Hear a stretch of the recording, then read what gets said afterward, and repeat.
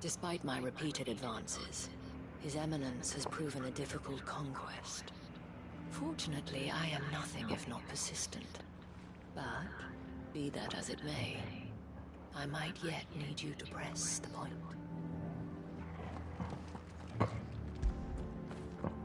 After it.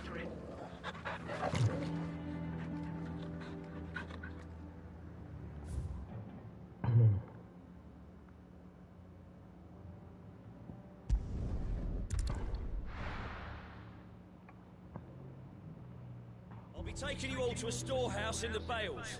Leave anything you don't need behind.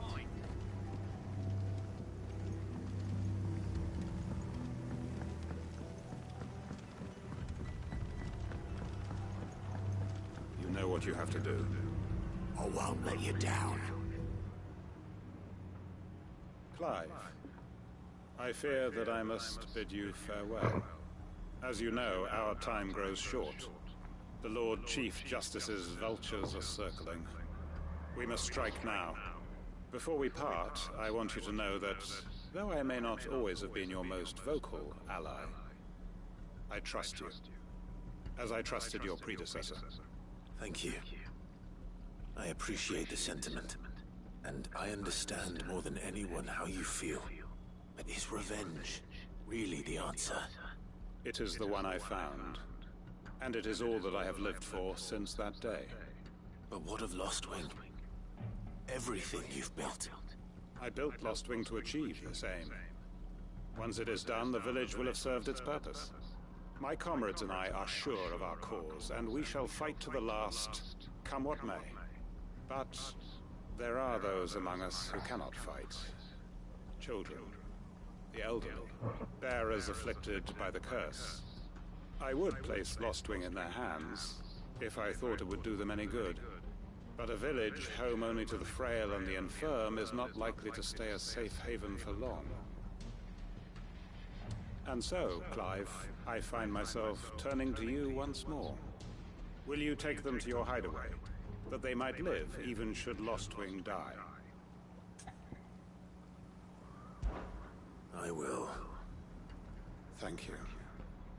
I will not have it said that I did not see to the well-being of those who rallied to my cause. The people I speak of have withdrawn to Gotan's Bales, away from danger in case the Black Shields strike. Understood. I'll make sure they get to the hideaway safely. Then the last of my preparations are complete. Fare you well, Clive.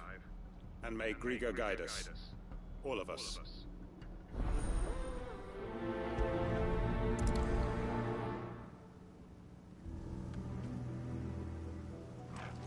Those who cannot join us in the coming fight are gathered at Gotan's Bales.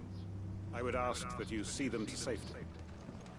To Gotan's Bales then, and quickly, before anyone else finds them.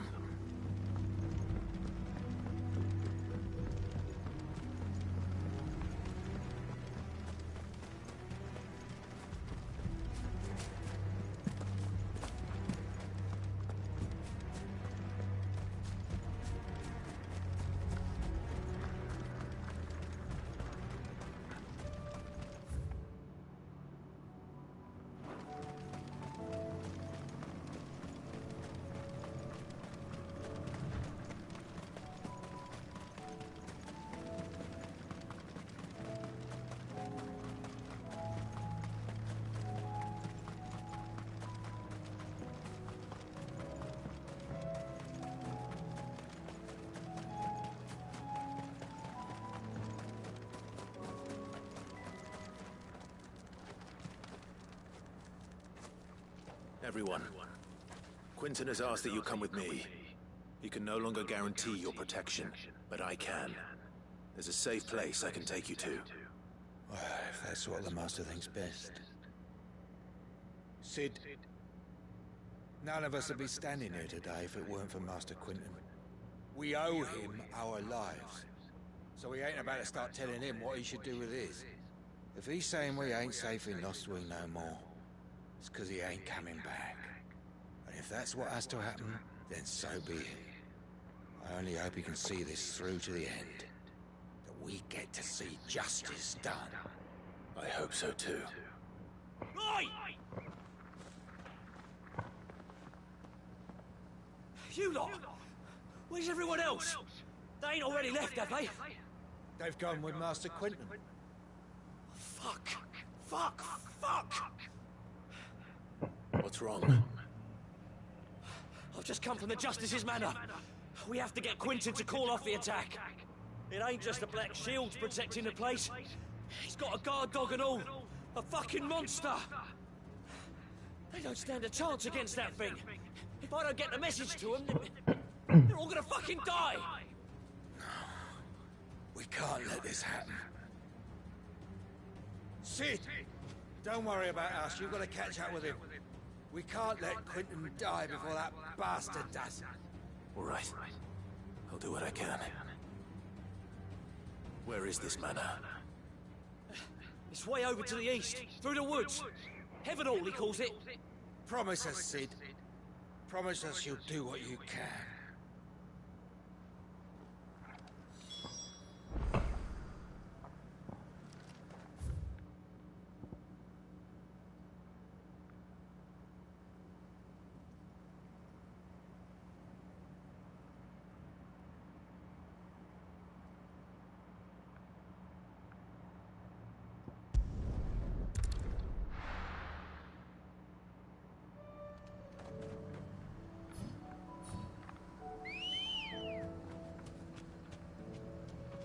Good girl.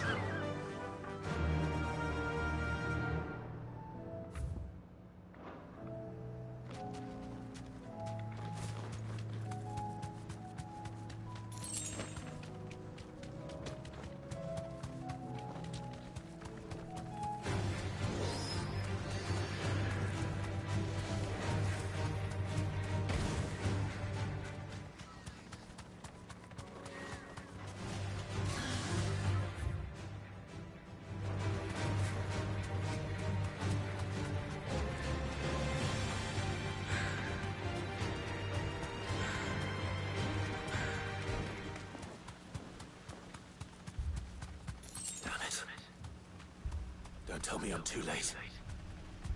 You deserve a rest.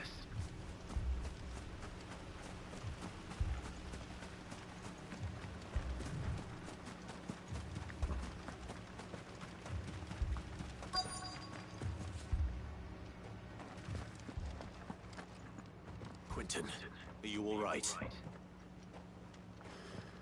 No. But I am alive. Which is more than I can say for my comrades. They followed me without question all the way here. And they died. For nothing.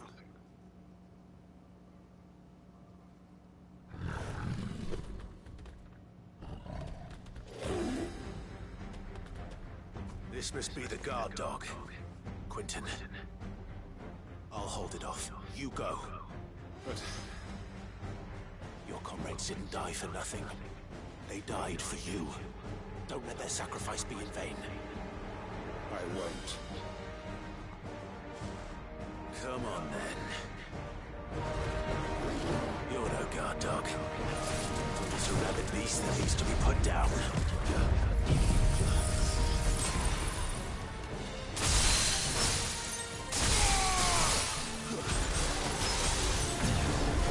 Nice try.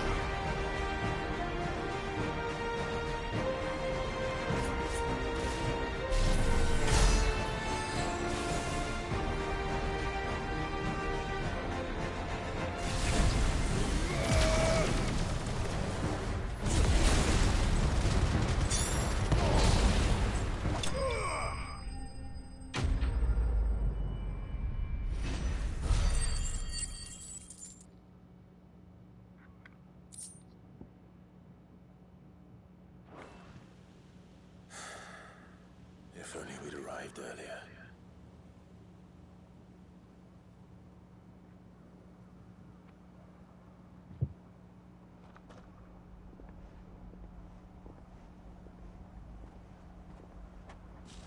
Is it over? It is. He wept and begged for mercy. And I cut him from ear to ear. Just as I dreamed of doing all these years. All my plans. Building a haven in Lostwing. Freeing bearers from their chains and recruiting them to my cause. It was all for this. But what is this? Justice. My faithful comrades. All those lives lost. So that I might take another. Quentin. Master Quentin! Oh, thank Grieger you're safe. You're alive. And so are you. I'm so sorry. I tried to warn you about that thing. And I hate to say it, but there's more bad news. It's Lostwing. It's been flooded. What?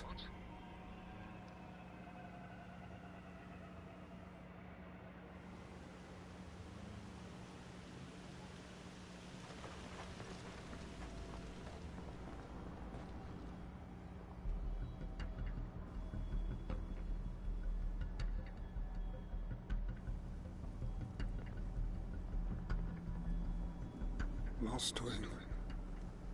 My Lostwing. And look who's here.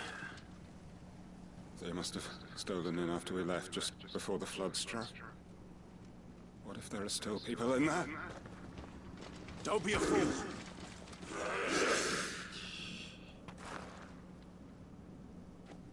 Damn it.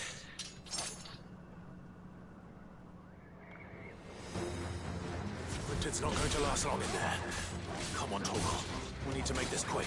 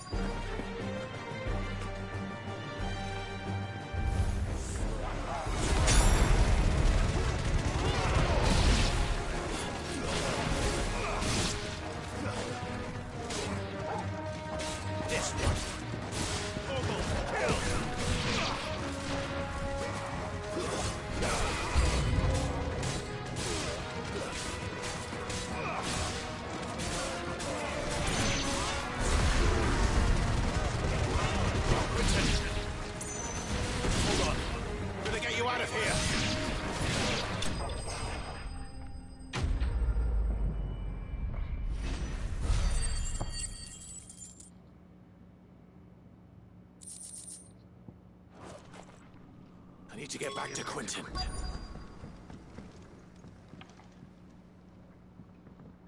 Quentin! Quentin! Look at me! Thank the Founder. He hasn't turned. I'm going to get you out of here.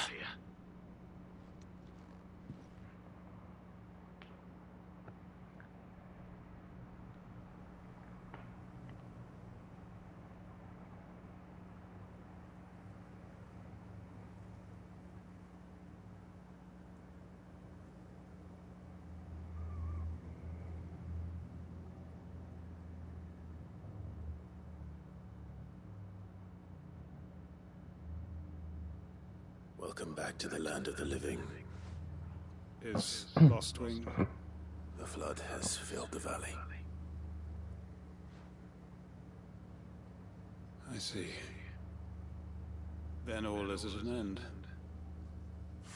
A strange way to achieve one's life's ambition. No, Master Quinton. Save your strength. Why?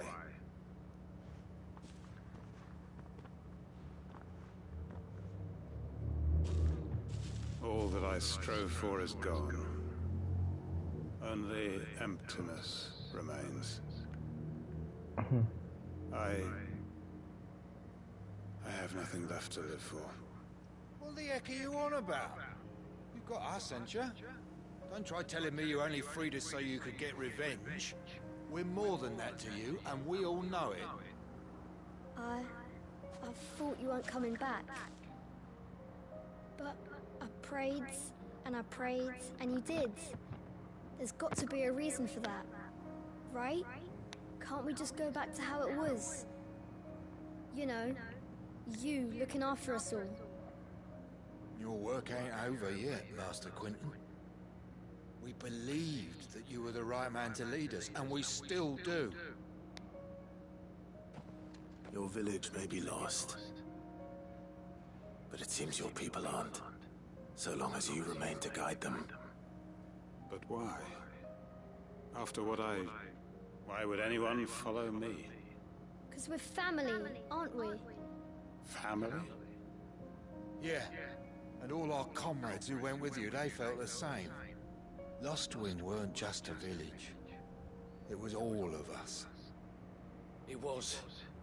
And as long as we're still here, it is too. We can start again.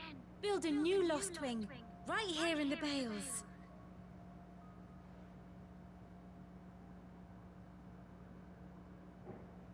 A fresh start. One life ends, and another begins. Why just a village? We could build towns. A nation, even. What's to stop us? That's the Master Quinton we know. Please. I am nobody's master. Quinton will suffice. After all, we are family.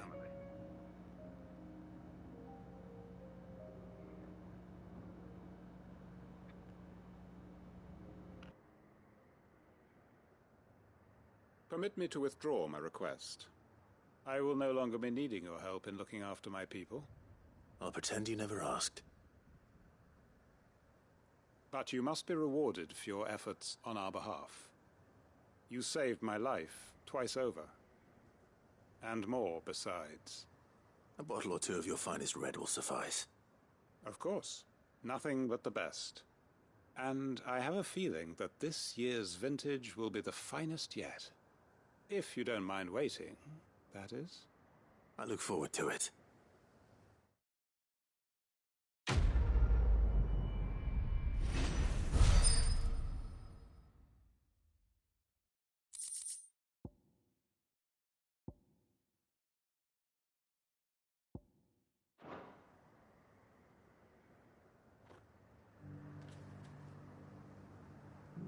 They are right, you know. Lostwing can be rebuilt. It was more than a mere village. More than a staging ground for revenge.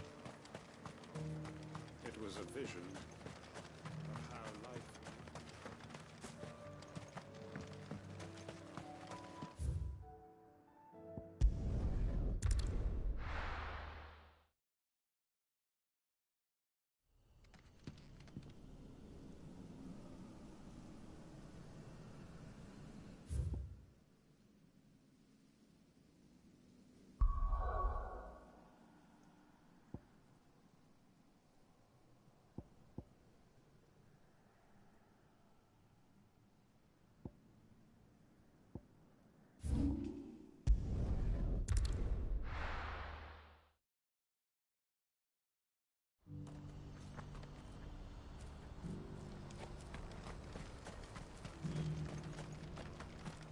If we're going to do this, we'll need help.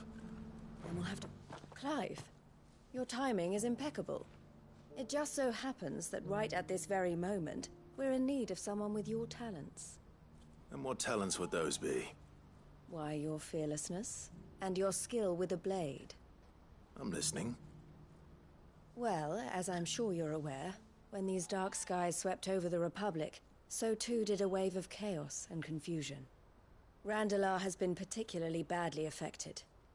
Many of the capital's bearers have lost their masters, or taken the opportunity to flee them. None remain free for long, of course. Most find themselves under the protection of the Fist before they get far. But the army too is in disarray, and finds itself unable to provide for its new charges. Which means it has been looking to sell. And you've been looking to buy, to make sure these masterless bearers remain that way. Precisely. It's the perfect opportunity to free dozens more, and for an attractive price, no less. So where does my skill with a blade come in? Though we may have the funds to buy these bearers, we have nowhere to house them. So we've been searching for a place where they can be resettled. Somewhere far from the prying eyes of those who would see them enslaved once more. And we believe we have found one. Cashlock. A small hamlet hidden in a canyon. The place was abandoned a long time ago, but when the men moved out, the beasts moved in. And so we seek the aid of a fearless swordsman to encourage them to look elsewhere. You'll help, won't you? How could I refuse? Excellent. Theo, if you wouldn't mind making arrangements for the transportation of our guests, as we discussed? Of course. Leave everything with me. Sounds like you'll have your work cut out for you. I will. We have an entire village to stock and furnish. Residents and all. Even if I begin right now, I'll be working day and night. So I'd better get started. Try to clear the place out before the wagons roll in, won't you? I'll do my best. You will find the village in Chadra's Thread, past Lateney's Cleft. My man there will open the gate for you. All right. Wish me luck. I'm sure you won't need it.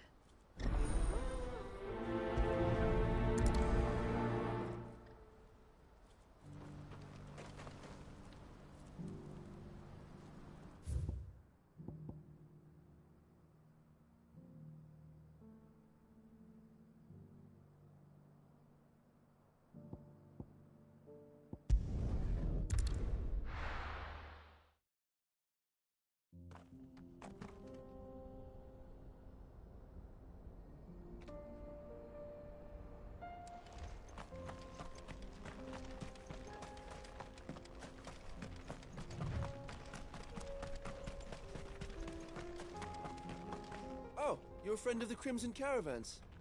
And by the look of you, I'd say you were the help they told me was on its way.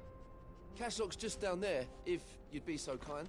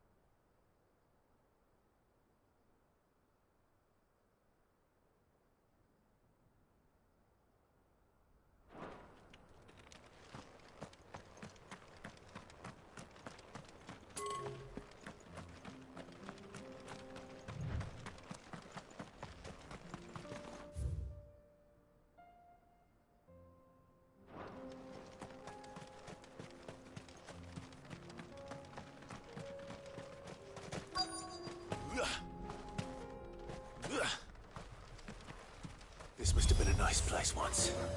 And it will be again.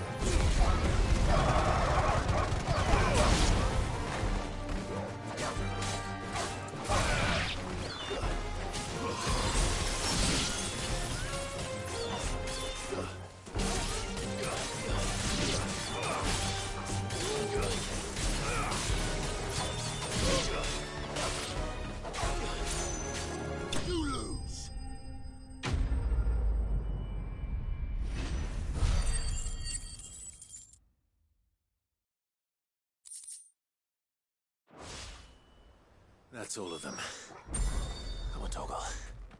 Let's head back to Boklad.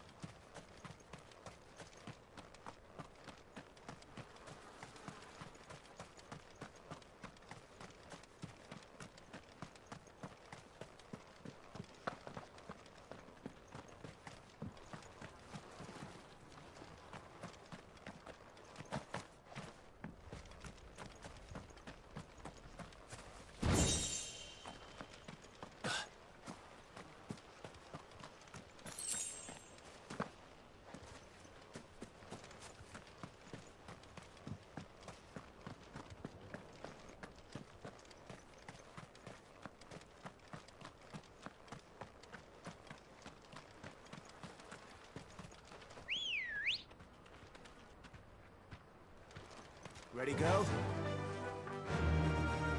Run like the wind.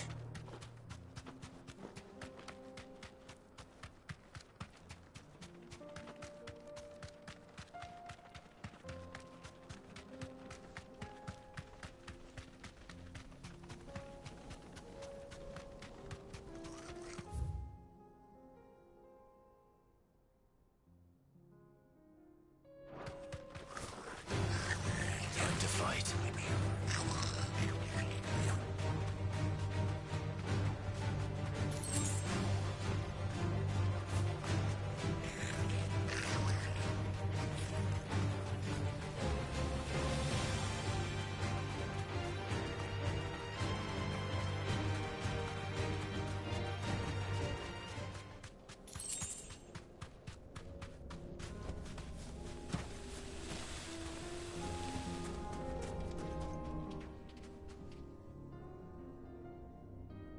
This one's awake.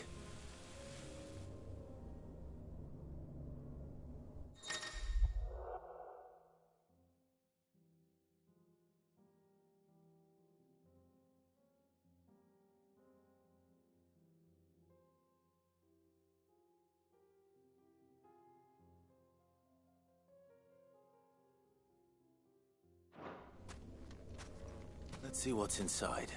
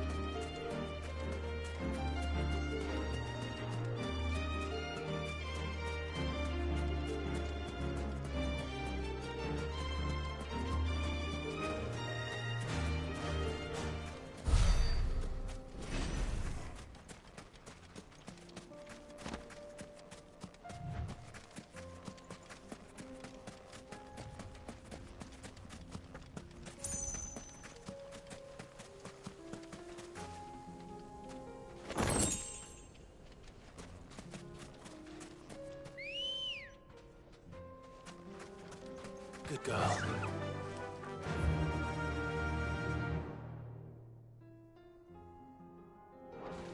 Faster!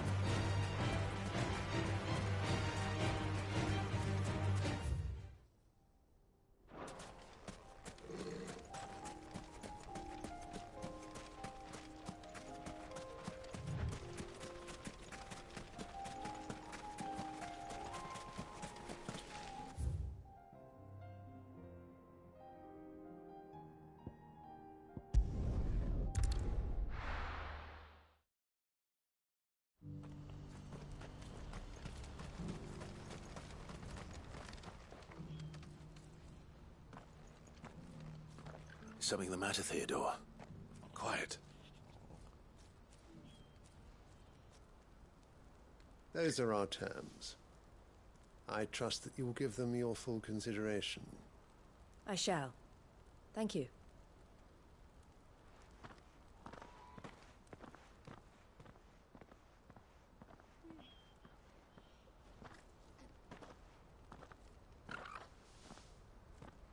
Him again. Someone you know? Yes. And, no. But enough about him. How did you fare down in Cashlock? It's done. The village is safe now. You made quick work of it, as always. I should go and let Eloise know. Don't let me keep you. But Clive, don't tell her I was watching her, will you? She'll only get upset. I'll explain everything once you've finished with your report. All right. We'll speak then.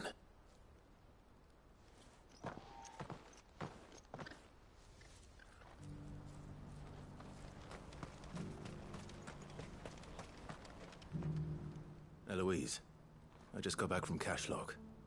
The village should be safe now. Thank you, Clive. Here, something for your trouble. Well then, now that you have laid the groundwork for our little project, I suppose we'd better finish the job. The first thing we'll need to do is make sure our offer for the bearers is accepted. You're still in negotiations? We are. A trusted colleague has been dealing with the Fist on our behalf, but things have been trickier than we anticipated. I suppose it's to be expected. This is the army we're dealing with. Fighting's what they do. But we shall emerge victorious in the end. Well, if you need any help, you know where to find me. I'm not sure I do, but thank you all the same.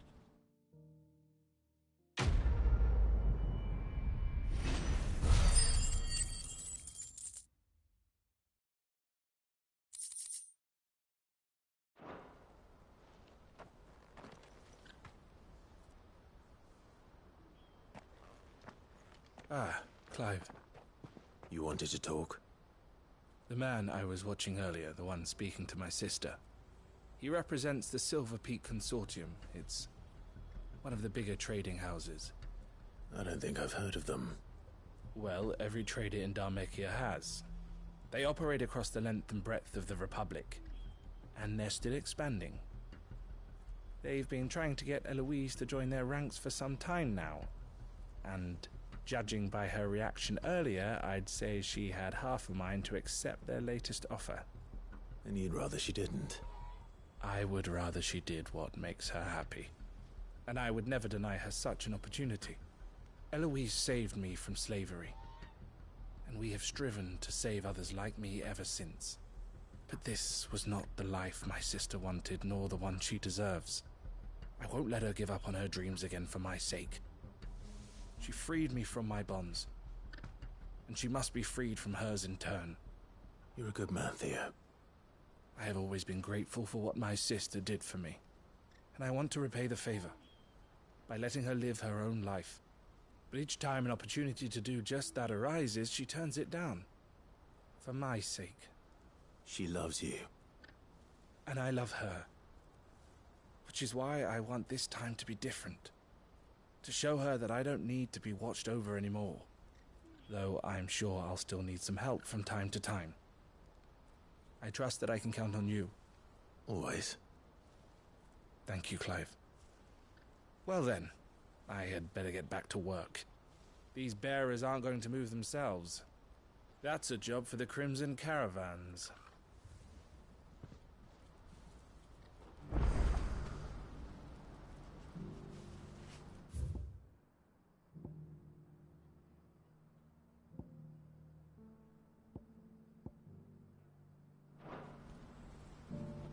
Ah, Clive. You'll be pleased to know that the negotiations are progressing well. That is good news. Yes. Our comrade in Randala has just sent word that the contract should be signed very soon. But I still have much and more to prepare. It's a huge undertaking moving this many bearers at once. You couldn't do me a quick favor, could you? What is it this time? More wild beasts? Nothing like that. I just need you to go over to the caravans and ask El how long we have until the bearers arrive. Find out exactly how much faster I need to get all these supplies moved. All right. I'll go and ask. Thanks, Clive. I owe you one.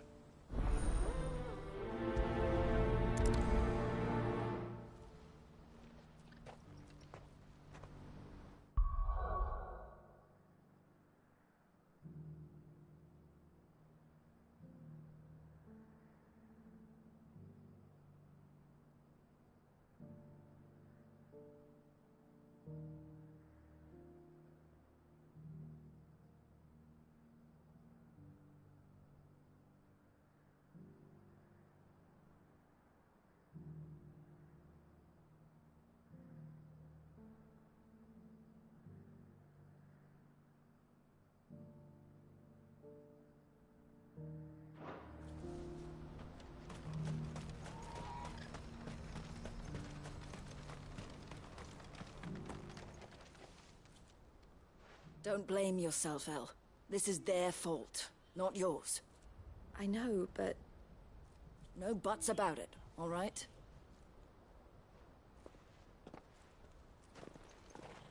Is something wrong?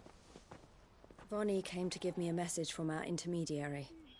The talks with the Republican Army have fallen through. They've reached an agreement with the Silver Peak Consortium instead. Though prices have fallen of late, we deliberately offered above the going rate to try and deter other bidders. But the Consortium offered double what we did, and the Army jumped at the chance. And you had no opportunity to make a counteroffer? None at all. And we were so close. El? What's happened? I saw Vonnie leaving. She didn't look happy. And with good reason.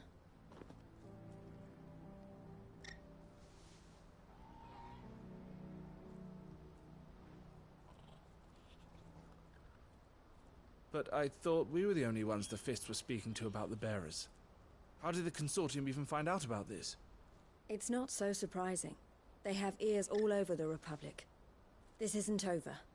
The Consortium will have to sell these bearers eventually, and at the price they paid, buyers will be few and far between. I'm going to Randalar myself. Alone?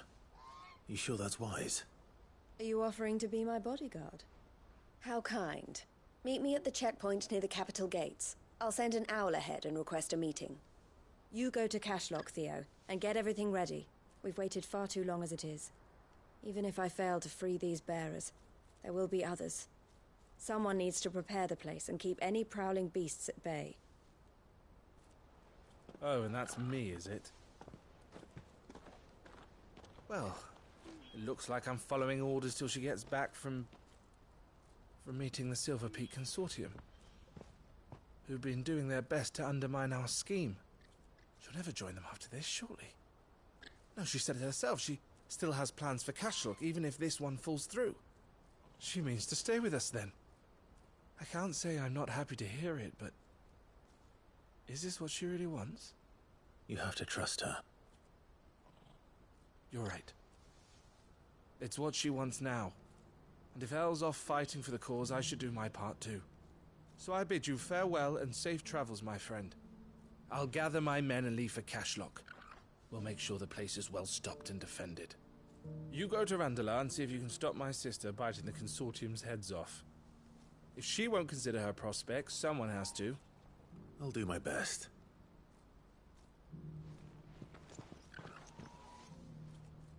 All right. To Randalar, then.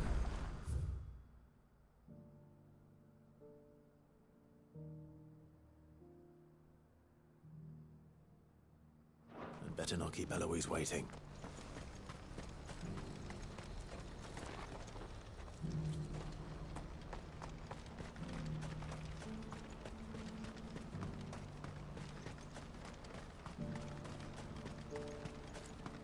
What I wouldn't give for a hot meal.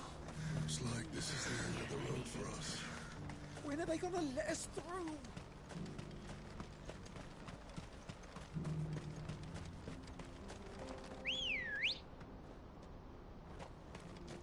Come on.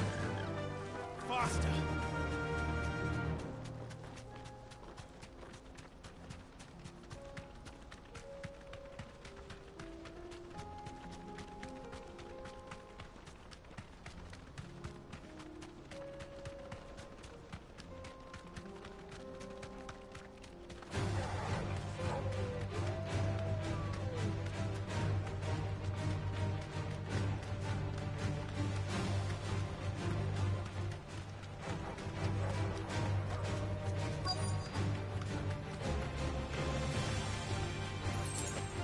deserve a rest.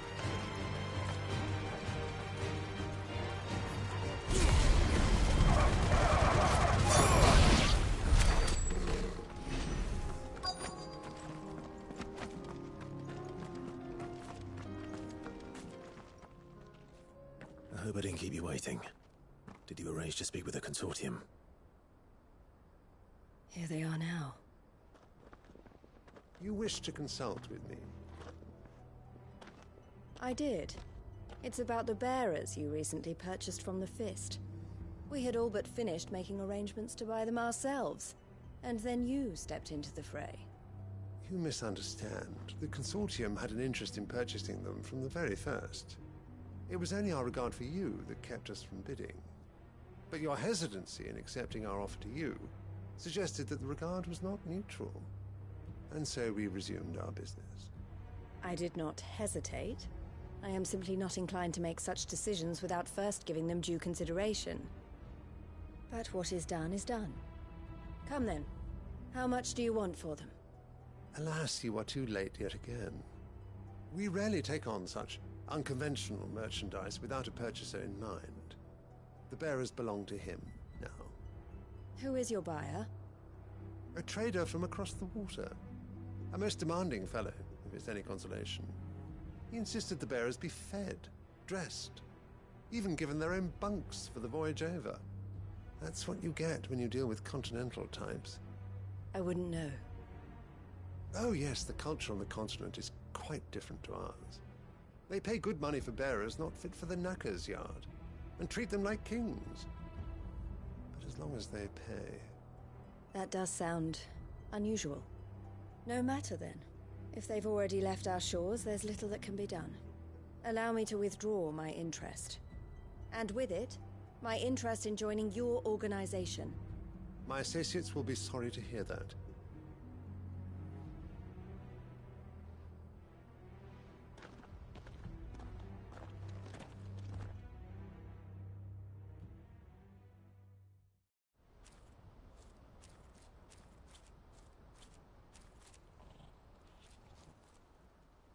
I'm sorry you weren't able to save them. As am I. But I only have myself to blame. He was right, you see. The Silver Peak Consortium did intend to buy those bearers before I did. Their representative hinted at a possible purchase when he came to recruit me. I feigned interest in joining them in the hope he might be encouraged to tell me more. And he did just that. As soon as he left, I sent my own offer to Randalar. So you never... No. I entertained the Consortium's proposal solely so I could learn more about those bearers. But I was a fool to think they wouldn't find out. I knew exactly who I was dealing with. You tried. I did. And if what he said was true, the bearers are to be well treated. Which is something, at least. But they deserved more. I wanted so badly to see them freed. Eloise! Eloise! Word from Cashlock. The village is under attack. A pack of beasts have come down from the mountains, and there's a dragon at its head. Theo and the others are trying to hold them off as best they can, but the odds are against them. They need help, and fast. Theo! I'll go on ahead. Thank you, Clive. I'll gather some men and join you there. Just... make sure he's safe.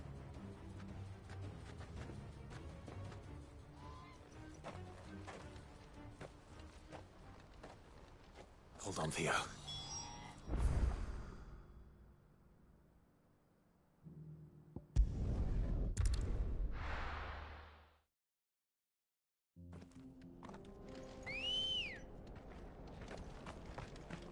Let's go.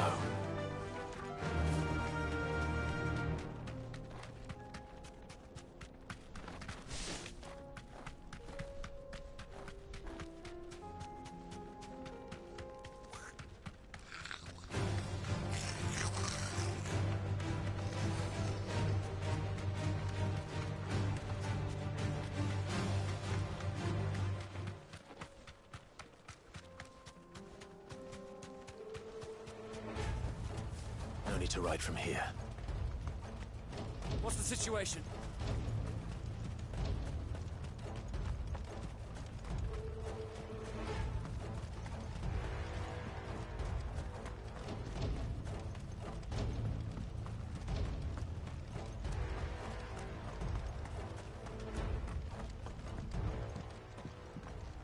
Where's Theodore? Upriver! He led the dragon that way to keep it from the village, but the whole area's flooded with ether. We just have to pray he makes it out in one piece. I can do better than that. Torgal, with me.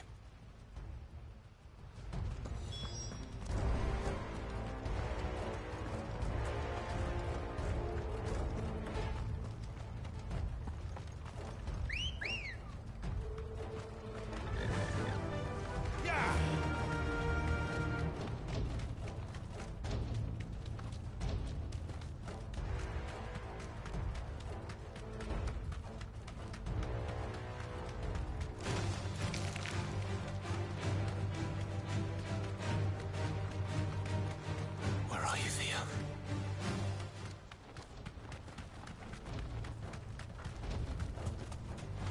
All right.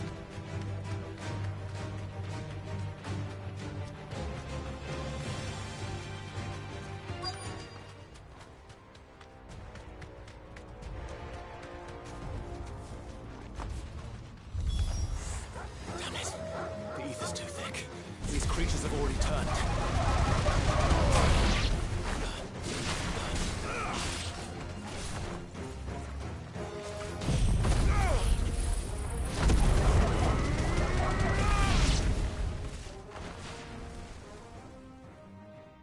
I can't waste any more time.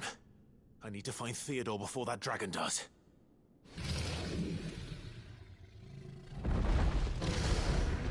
Looks like it's found me. This thing's turned as well. This isn't going to be easy.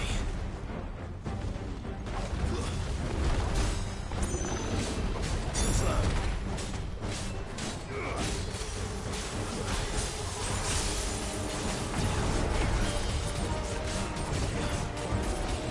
Nice try.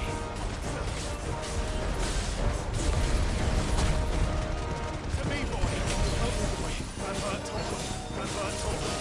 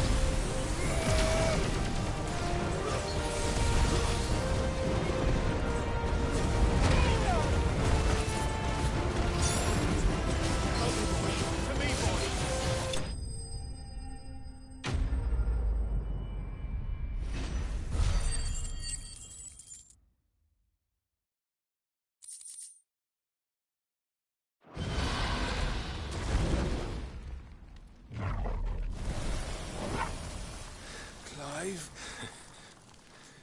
Theodore, you had me worried for...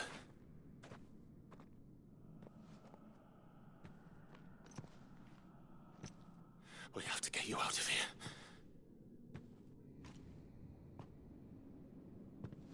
I think it might be a little too late for that. Bearer or no, there's only so much ether a man can take, and that Drake just wouldn't let me leave. You have my thanks, Sid, for finishing what I could not. For keeping Elle's dream. Theodore!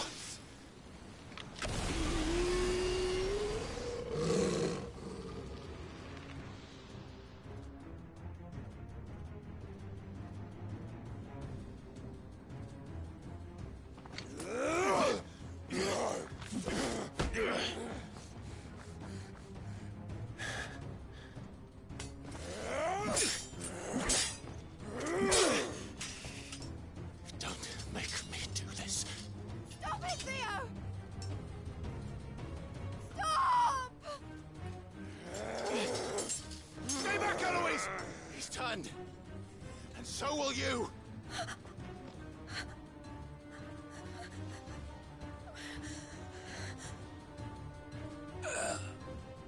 Elle. Theodore.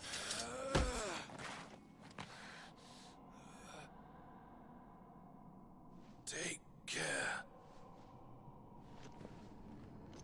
of my sister. Theodore, wait. Goodbye, Elle.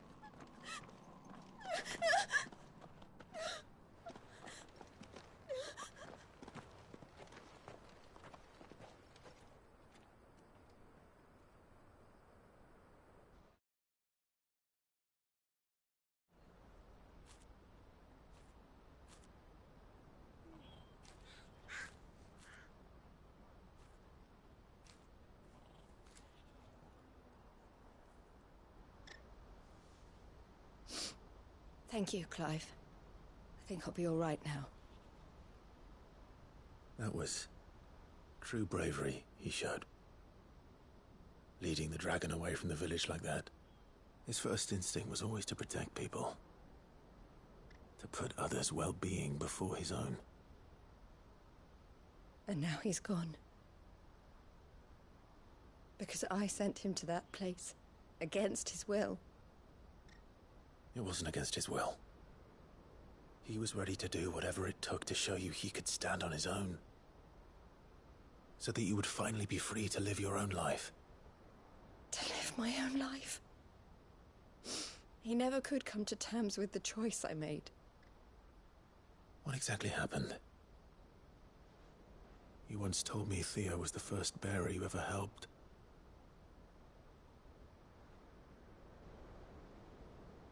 We grew up in Canva.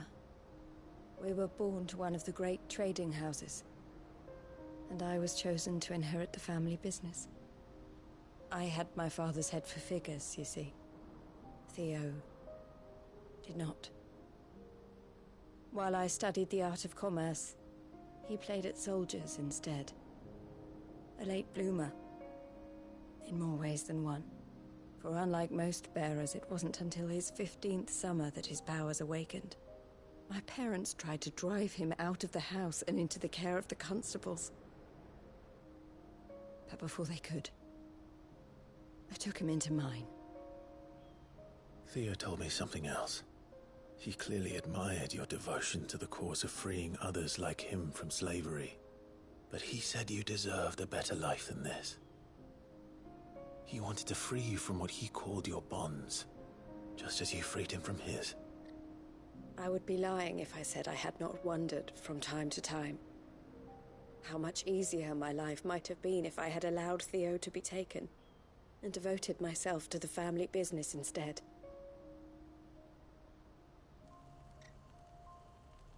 But I have never regretted the decision I made. Being with my brother meant more to me than tradition or reputation. I only had to look at him to remind myself of that night and the choice I made, and the fact that I would make the same choice again in a heartbeat.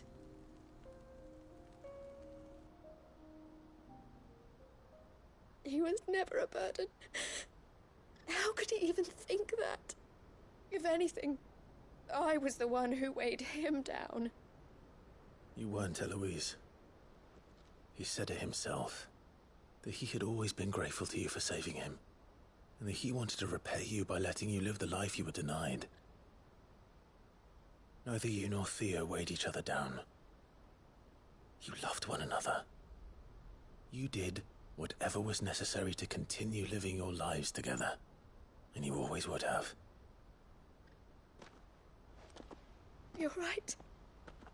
All I ever wanted, all I ever did, it was so we could be together. Oh, Theo, why did you have to...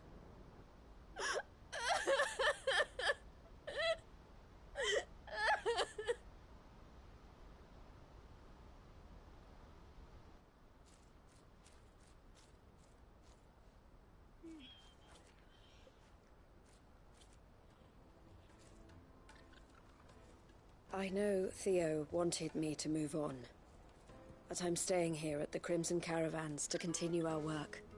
We can make a difference here. We can help people, save them. I need nothing more from life than that.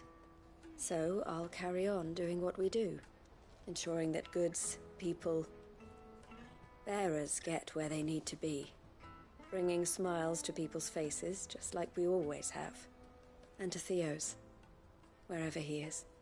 This is the life I have chosen. The life I will always choose. I've made a choice of my own, to continue helping you however I can. Whenever you need it. Thank you, Clive. Let's go on together then. For Theodore.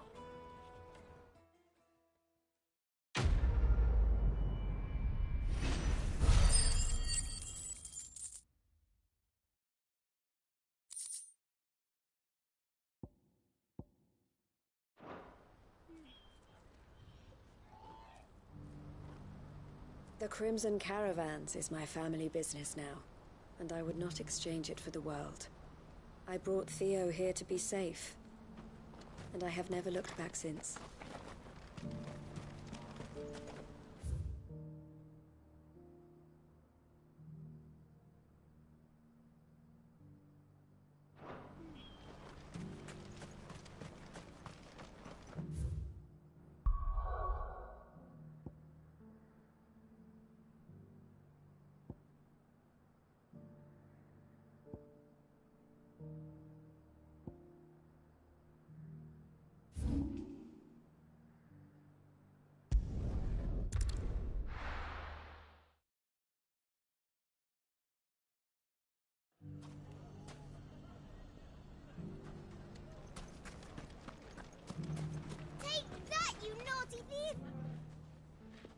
Clive!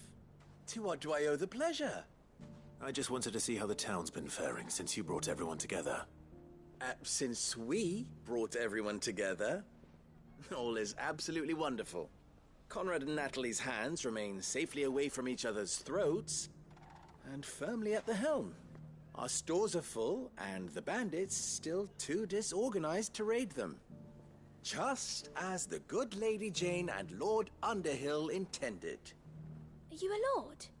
Lubor's going to be one too. They're going to make him the Lord of Dalimil, because of how he stopped all the grown-ups from fighting. It's the mayor of Dalimil, dear child. and the vote hasn't taken place just yet. But if the people wish me to lead them, I shall.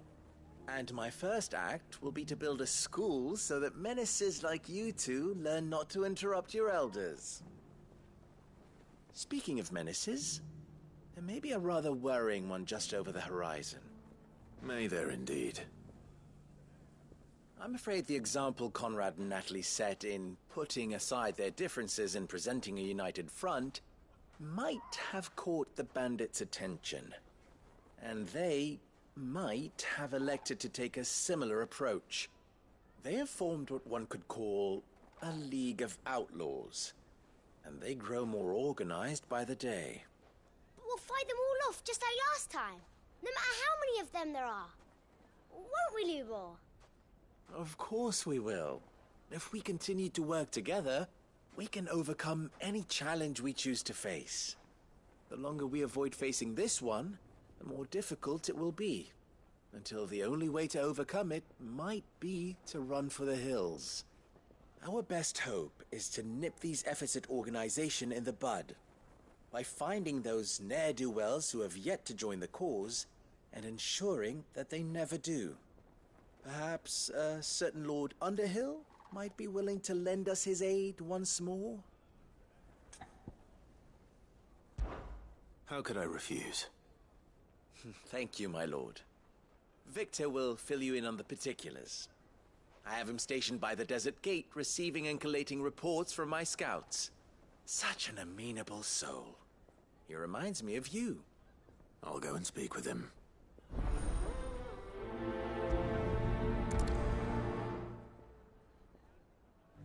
What's the difference between a lord and a mayor? That's easy. One of them swings a sword, the other forges them. A League of Outlaws. Sounds like we have some competition.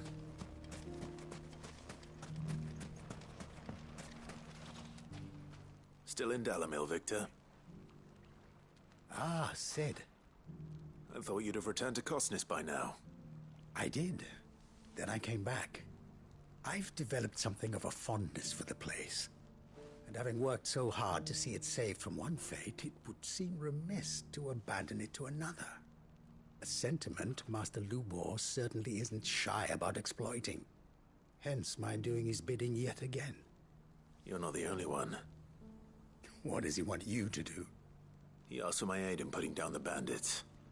And he said that you might be able to help me find them. Then you've come at just the right time. I was on my way to speak with Conrad about how to organize our forces.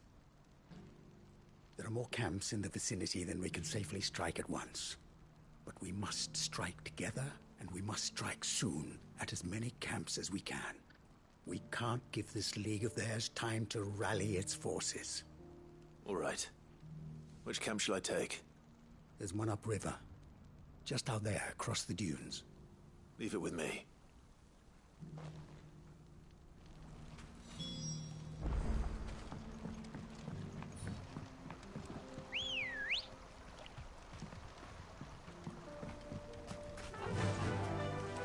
Faster! Those ne'er-do-wells want to plan.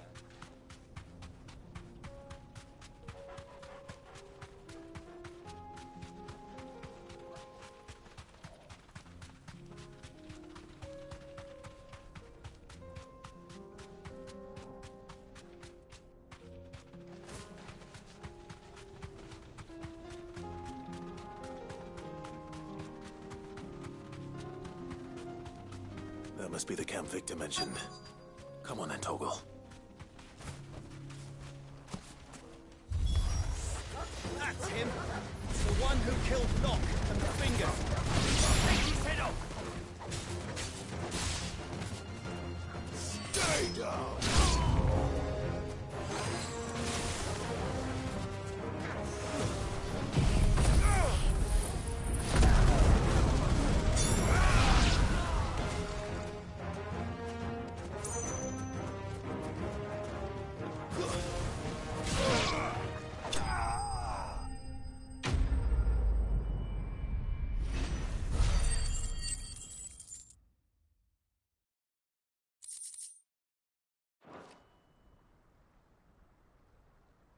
I'd better let Victor know. Sid, where are you? Ah, I see the bandits didn't pose you any trouble. No, but that's not why you're here, is it? No. Something's happened. We need you back in Dalimil. What is it? The whole town's in uproar. They're saying that Lubor is a bearer. What? Seems that one of our parties wasn't as thorough as they should have been. They let one of the bandits escape, and his escape route took him right through Dalimil. Some of the children spotted him, and he was about to silence them. And when Lubor felled him with a bolt of magic, and without a crystal. But that's not possible. It is, if he's a bearer and has been hiding it all these years, which is what people are saying. If he has, well, I wouldn't blame him. No man is branded by choice.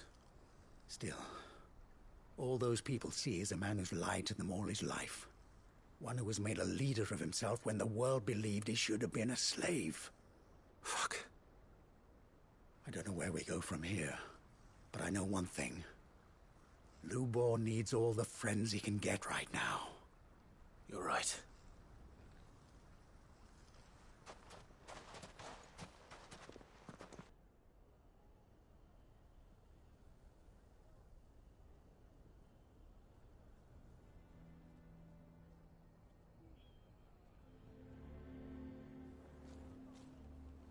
And now everyone knows.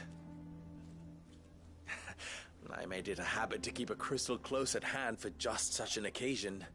And when that occasion arose, I forgot to reach for it. Well, it was bound to come out sooner or later. We're sorry, Lubor. We tried to keep running, but we just couldn't anymore. There's nothing to be sorry for. I rather enjoyed playing the hero for once. All that matters to me is that you two are safe. Look at him talking to his betters like it's nothing. All lies, I'll wager. Just like the ones he fed us all these years. Once people make up their minds, it's hard to change them. We need to do something, and quickly. Convince the people not to let their prejudices blind them. Convince them that nothing has changed. That their enemy lies outside these walls, not within them. You're right. We should speak to everyone. I'm glad you agree. I'll handle the townsfolk. I'm a Dalmec born and bred. They listen to me. You head to the tavern. Make Conrad and Natalie remember who Lubor really is. They know that Lubor and I are friends. I might not make for the most impartial of interlocutors. Lord Underhill of Randalar's League of Merchants, however, is a trusted and impartial mediator of note. I'll do what I can. Lubor, stay here with the children. I can't promise anything, but we'll try. And that is all I can ask of you.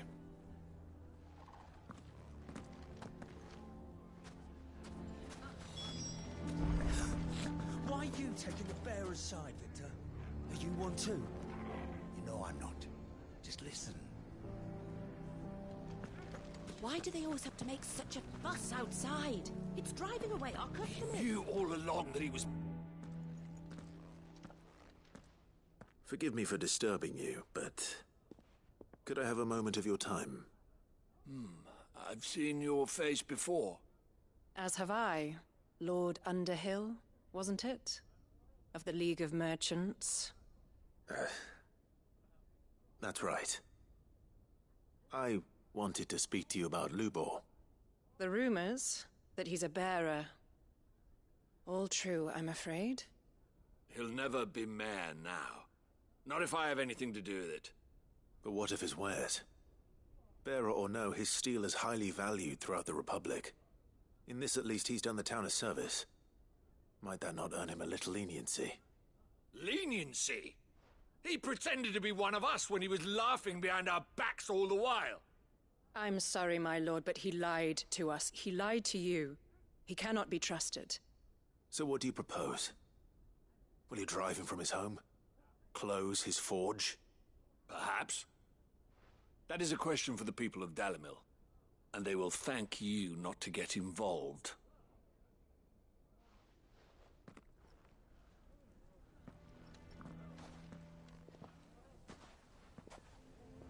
The townsfolk have made their minds up. There was nothing I could do. Nor I. Conrad and Natalie refused to consider anything but their own wounded pride. You never know. Once their anger is cooled, they might see things differently. For now, we should report back to Lubor. All right.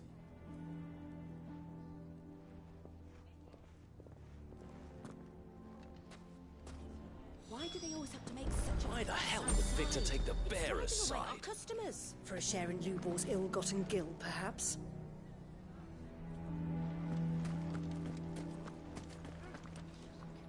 I assume the situation is hopeless?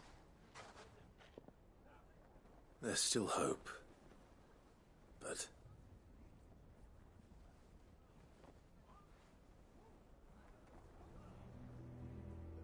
But perhaps not in this lifetime, I think it's fair to say. You mustn't think like that, Lubor. Give them time. They'll come around. We'll talk some sense into them in the end, you'll see. No, you won't. And your efforts would be better spent elsewhere. But Lubor... Rosina would often tell me that steel does not lie, that a blade is a reflection of the smith who forged it. To yourself be true, that was her point. Rather an ironic one when you consider that her life was taken with a blade of her own making. But I do not doubt that she was always true to herself and what she believed in, right to the end. And so must I be. I must do what I know to be right, no matter what others might think of me. And now, I know what that is. I must embrace my new role of villain so that the people of Dalimil have something to unite against. For only united can they hope to stand against the threat that awaits them. I'll need to make a suitably dramatic exit, of course. Don't go, Lubor. You're the only one who was ever kind to us. We'll be all alone. Again. Trust me, little ones. It is for the best that I go. Not only for the town, but for you, too. How could it possibly be for the best? These children need you. The least you can do is give the townspeople a chance to change their minds. I would not take it, Victor. It's over. Over, you say? And so just like that, you're going to throw this town and these children to the wolves? I thought you were better than this. But it seems you had me fooled as well. Victor. Forget it. Do what you will. You sure you're making the right choice, Lubor? Of those available to me, I believe it's the best one. Yes. Ah, but where are my manners? Here. A reward for clearing out that bandit camp. Right then. I have packing to do. If there's anything I can do. Anything. I'll bear it in mind. Thank you.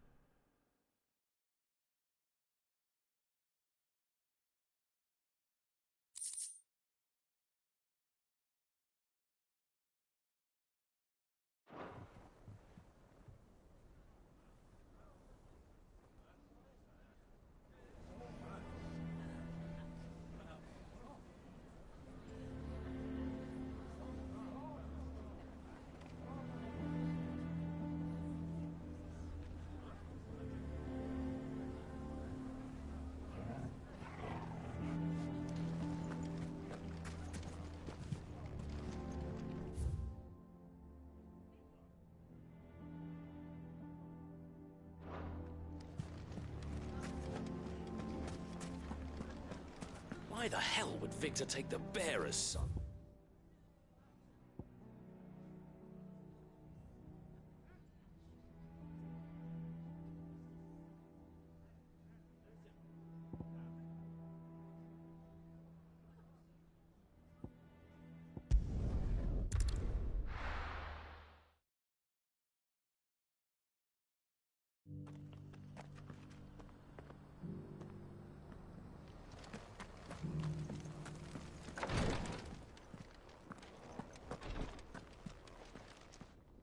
Lord Rosfield, is there aught the Undying might assist you with this day? Perhaps. My brother said that your order was helping him with his quest to uncover Ultima's origins. Have you learned anything of note since last we spoke? Little unless, I regret to report. I see. Be assured, however, that we will not rest until the truth is known. Even now, our archaeologians scour ruins in every corner of the realm for traces of Ultima's touch. Fallen ruins, I take it. Dating back as far as Phoenix Gate. Indeed. Ultima's thralls are oft sighted among the remnants of the fallen civilization, as if protecting the secrets concealed within. Secrets we'd see unearthed. Should our methods be of interest, my lord, mayhap it would please you to observe some of our number at work. Would that be possible? Of course. A survey is being conducted not far from here. Perchance you are familiar with Kretov, a small hamlet built around a fallen airship. I was due to visit my colleagues there to collect their preliminary findings, but if you would consent to do so in my stead, I'm sure that they would be honored to relate any discoveries they have made to you directly. All right. I'll go and meet with them. They will be most gratified, I am sure. Might I suggest you take the road through Titan's Wake? It will lead you straight to the village after but a short walk. Thank you. I will. I wish you a safe journey, my lord. May the Firebird's flames burn ever in your heart.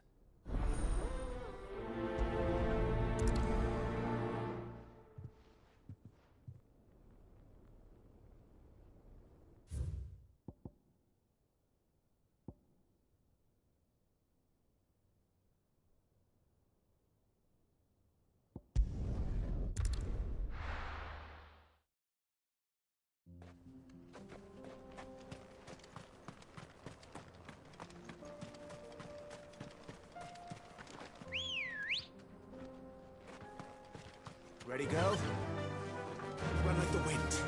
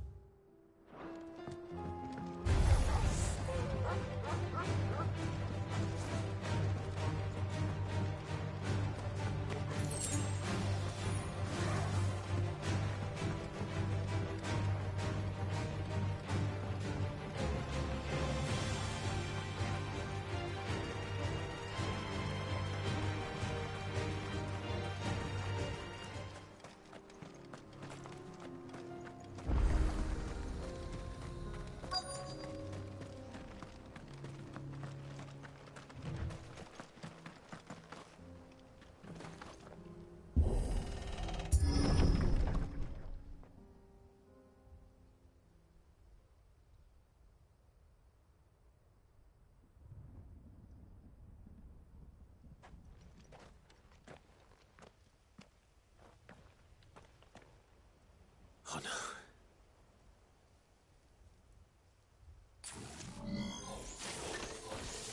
You'll pay for this.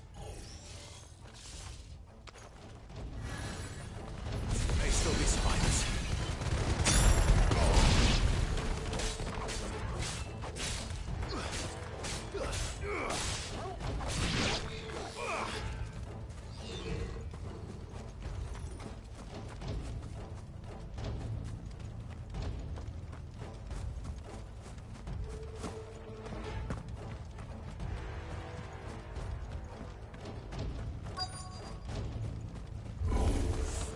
Whatever that thing is, I'd say it's their leader.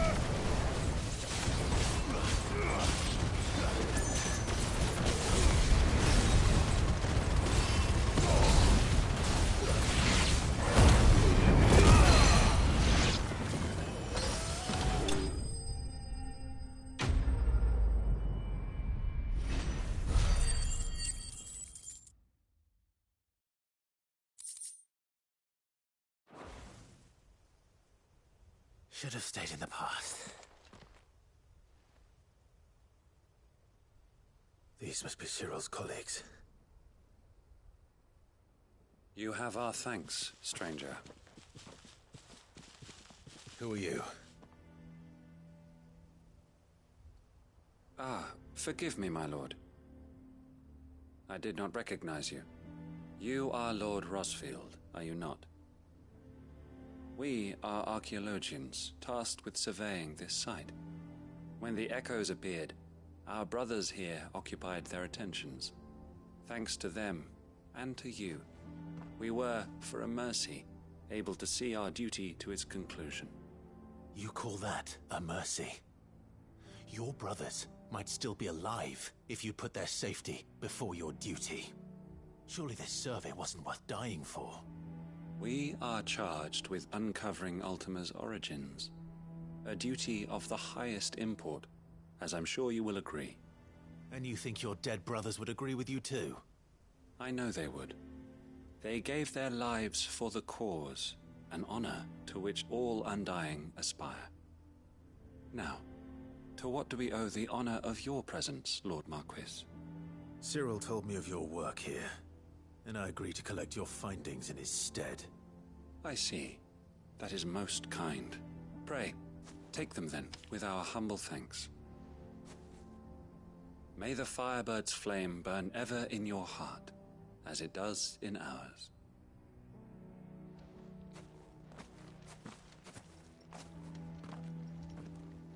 It's one thing to lay down your life for another, but for a survey...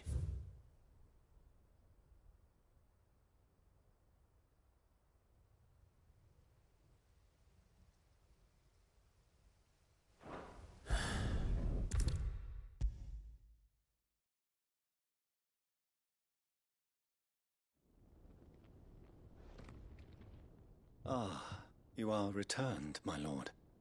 I collected your colleagues' preliminary findings. Here, take them.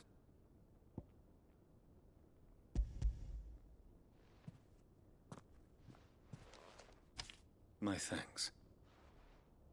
I shall study them, and inform you forthwith if I discover aught that might aid you in your fight against Ultima. Cyril, your survey party suffered several losses in Kretov. Losses which could have been avoided, had the others not chosen to complete their work, instead of saving their friends. Were these your orders? No. This was their choice. Every Undying devotes his life to the service of the Phoenix. It is our sole duty, and should we die in discharging it, so be it. Even when death is avoidable. My lord, I fear that this is not a point over which it would be fruitful to argue. The Undying have served the Phoenix for countless generations, and your opinion of our methods, however earnest, is not like to change them. We live to serve the Phoenix. Our very order exists for that purpose, and that purpose alone. Cyril, I know that you and your brethren answer only to Joshua, but allow me to offer you a word of advice. It does not further the cause of the Phoenix to have his loyal followers surrender their lives without good reason. Provide your survey parties with an escort, that they might live to do their duty for years to come. Think not only of how you can serve the Phoenix, but how Joshua would want you to serve him. Please. For all our sakes. I thank you for your advice, my lord. If you will permit me to respond, our faith in his grace, Joshua Rossfield, is absolute. And we of the Undying will do what we believe is right to fulfill our duty unto him. As first shield to the Phoenix, I am sure you understand what it means to do one's duty. I do. Then we are of the same mind. And it is my hope that we may continue to do our duty together.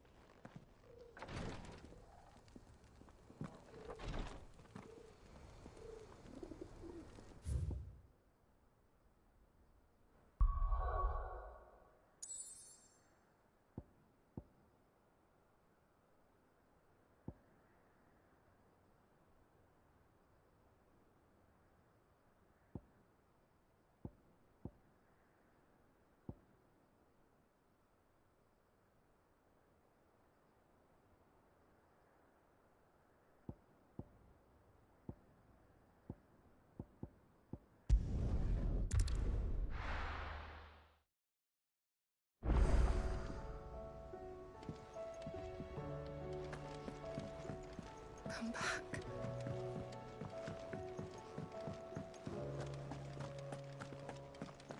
The stew's awfully thin these days. What do you expect?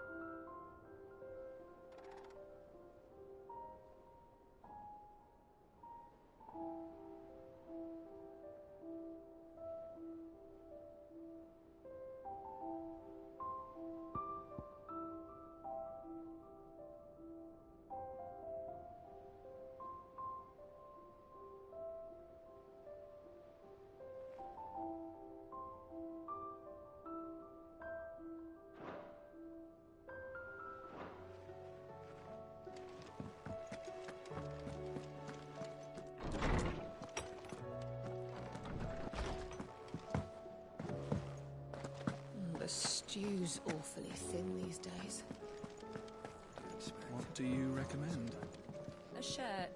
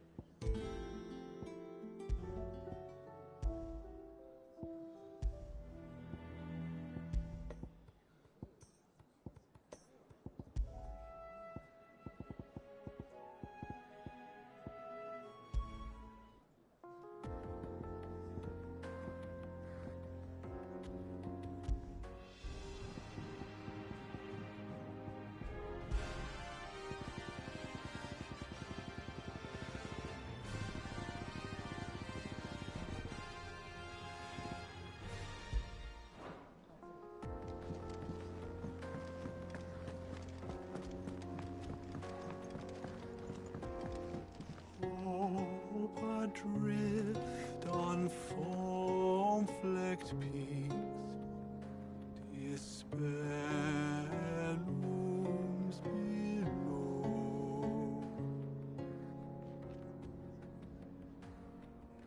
Yet in the dark, a flame is sparked that warms us in its glow.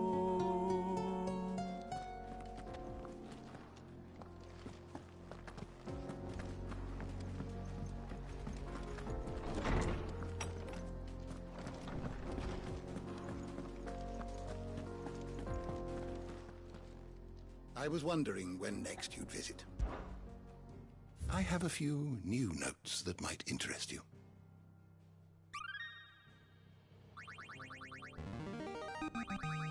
Now this, I believe you will find most interesting.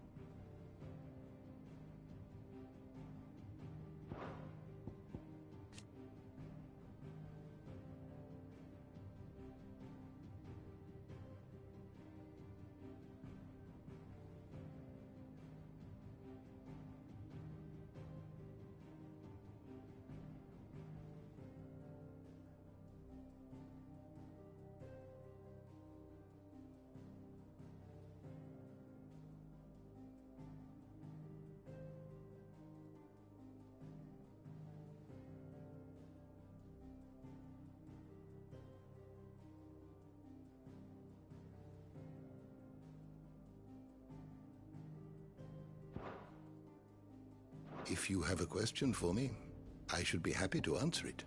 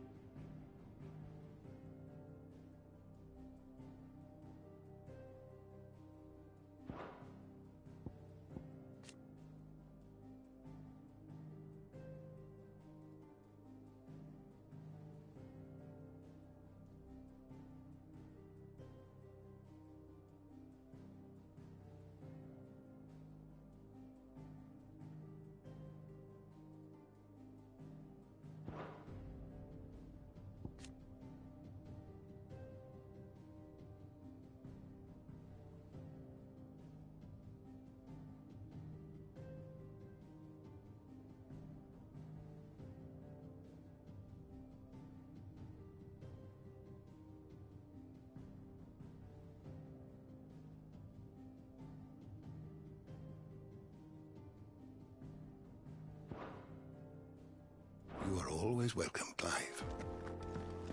Mid said I could ride the Enterprise next. No, she didn't. She said I could.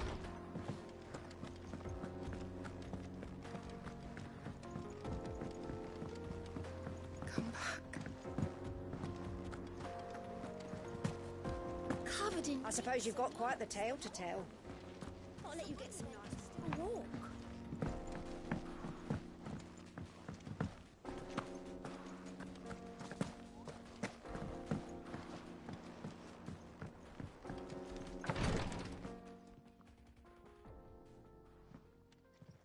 How are you feeling, Joshua?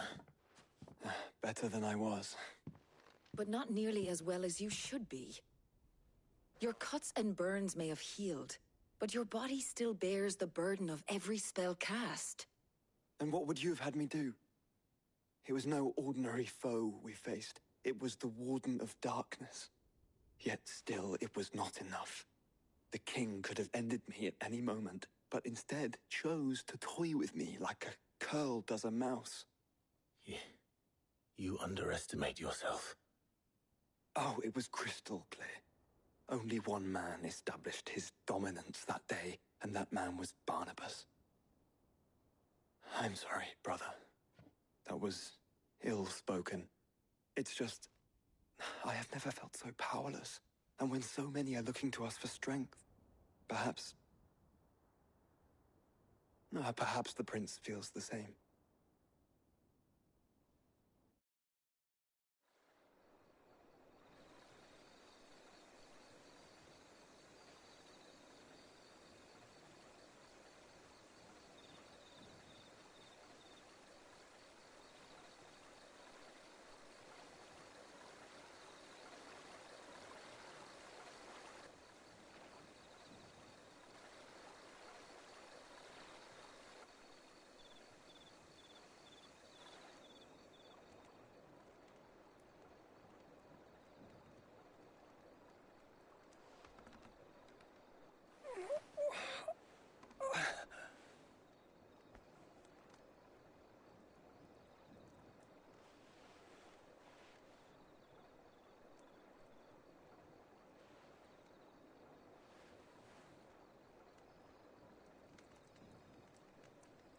What is this place?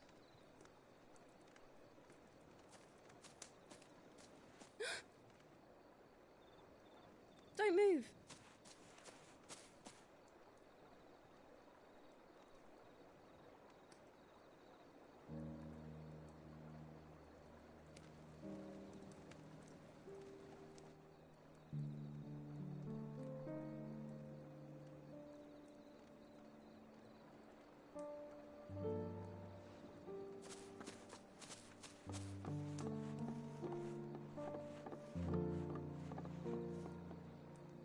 Here, it's fresh from the well.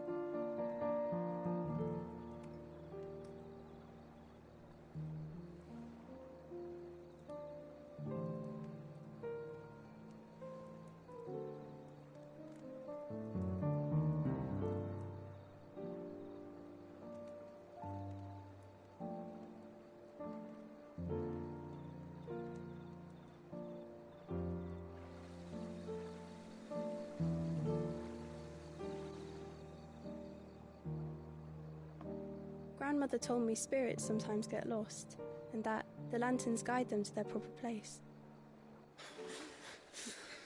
I set one on the river for her when she passed away.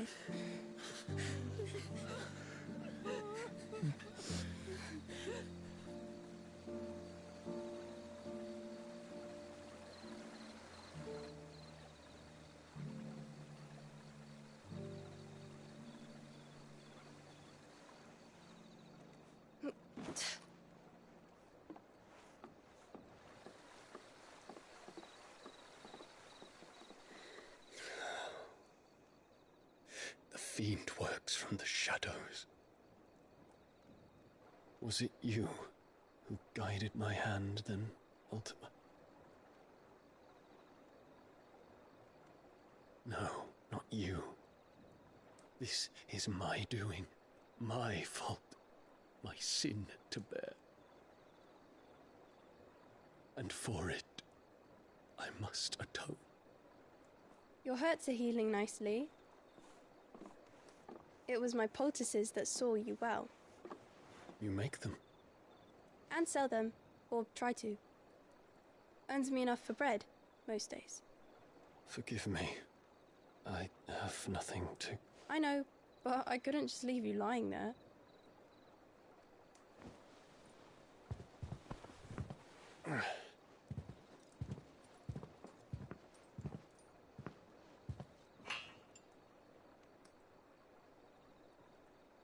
You're going then?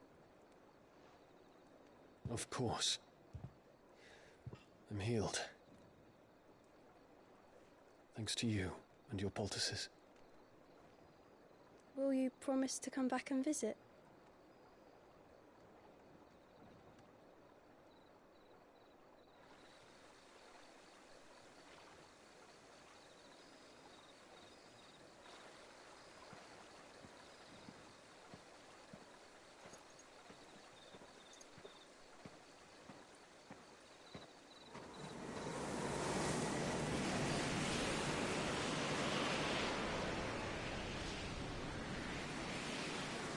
Well, Phoenix, it would seem that I owe you my wings.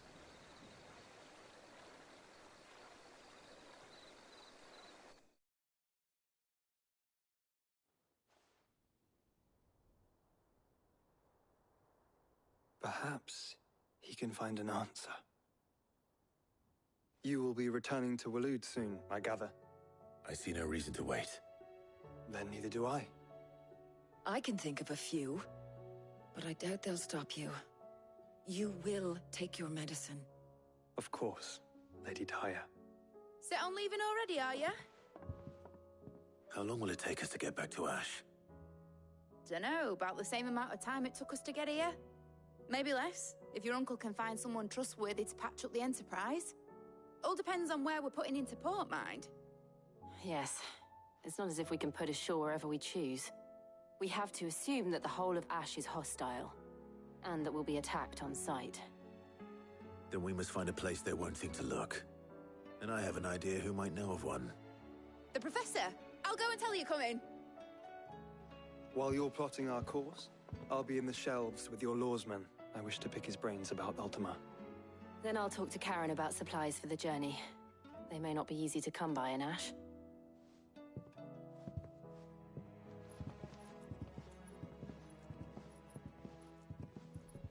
Your brother's body won't take much more of this recklessness. You know that, don't you? I do.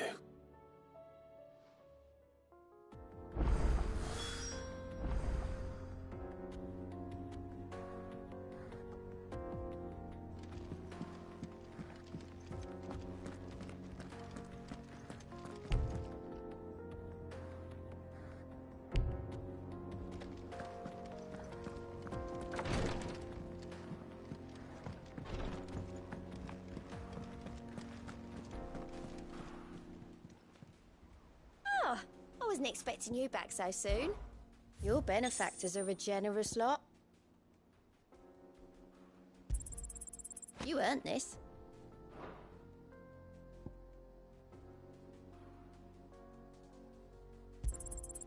Here you are.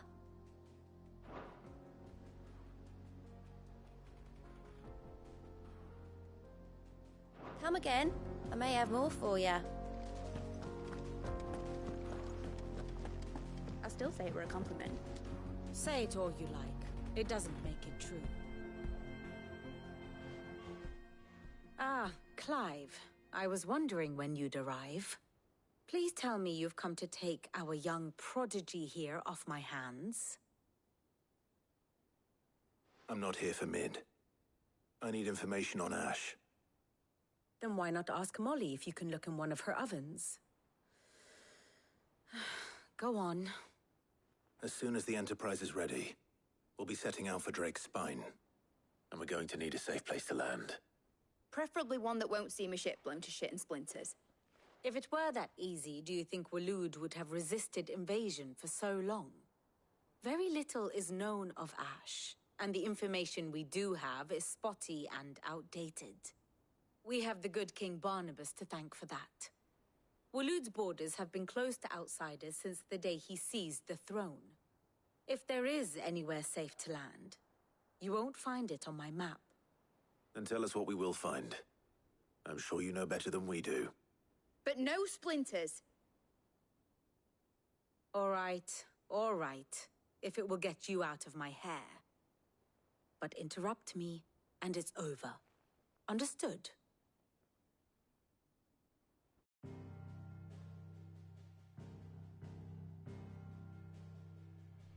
Barnabas Tham, the one they call the Last King.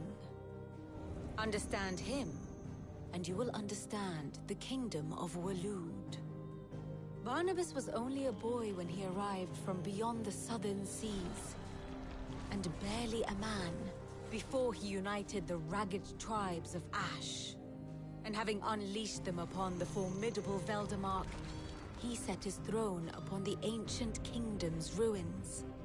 The victory sent shockwaves around Valisthea, tales of Odin's might spreading through every court, parlor, and drinking hole in the realm. Note that this was in the year 843, and that the king still sits upon his throne some 40 years later, quite untouched by time. Waloed's recent inaction left many wondering if Odin had lost his appetite for war. And yet here we are. The Einherjar was committed to the fray, a bold declaration of intent. Orcs swarm around Drake's Fang, and throngs of Akashic haunt Canvas streets. Though how precisely the havoc they wreak serves Waloed remains unclear. Regardless, if the order to attack truly came from King Barnabas, then one thing is certain. Waloed has achieved the impossible, and made bedfellows of beastmen and the ether-addled alike. All of which is a roundabout way of saying that you will be in unknown territory when you set foot on Ash. Much of the continent has already been lost to the Blight, and what few ports remain will be fiercely guarded. And that is to say naught of its natural defenses. Offshore currents will cast an ill-equipped ship out to sea one moment, and dash it against the rocks the next. But then the Enterprise is anything but ill-equipped. And Mid has made land there before. Now, if only there were someone with an intimate knowledge of the Shadow Coast, and where a daring gentleman might put ashore.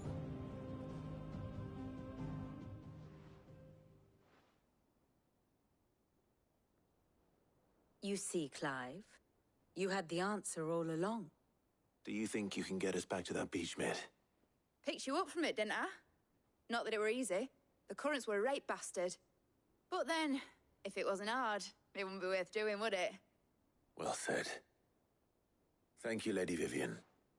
If a few morsels of common knowledge and a sprinkling of tavern talk are worthy of your thanks, I wonder what genuine intelligence might earn me. Probably more visits. Mid, I need everyone in the ale hall now. I'll fetch Joshua from the shelves. Aye, aye, Captain.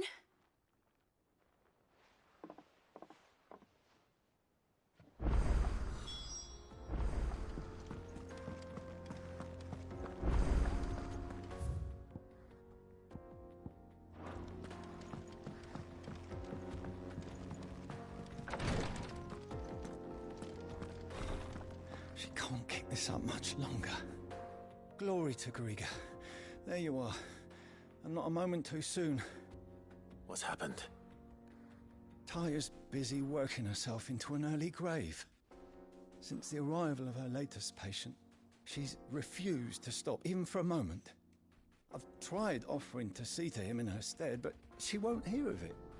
Clive, she hasn't left the infirmary in days. She's pushing herself too hard. And if she doesn't rest soon, will you talk to her? Order her to her chambers if that's what it takes. Because if she keeps this up, I fear the hideaway will be without its best physica before too long. I know better than to order Tyre to do anything, but I'll speak to her. Thank you. I pray you have better luck than I did.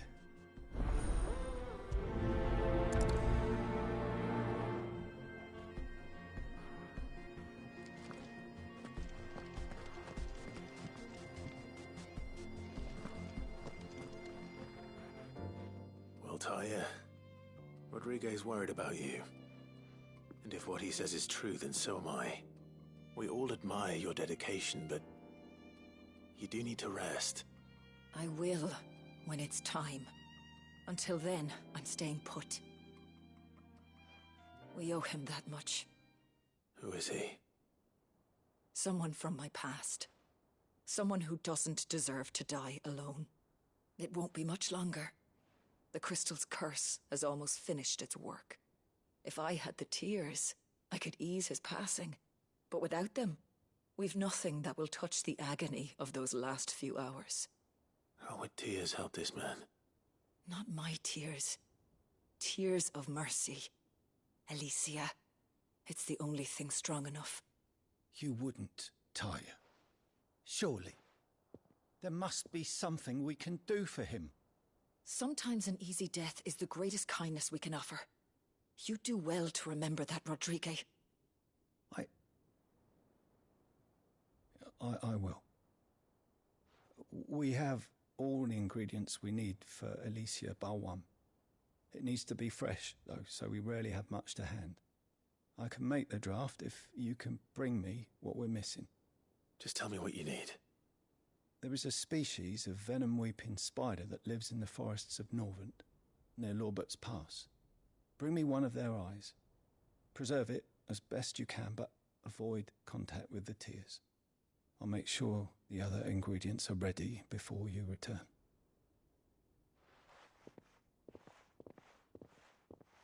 Thank you, Clive.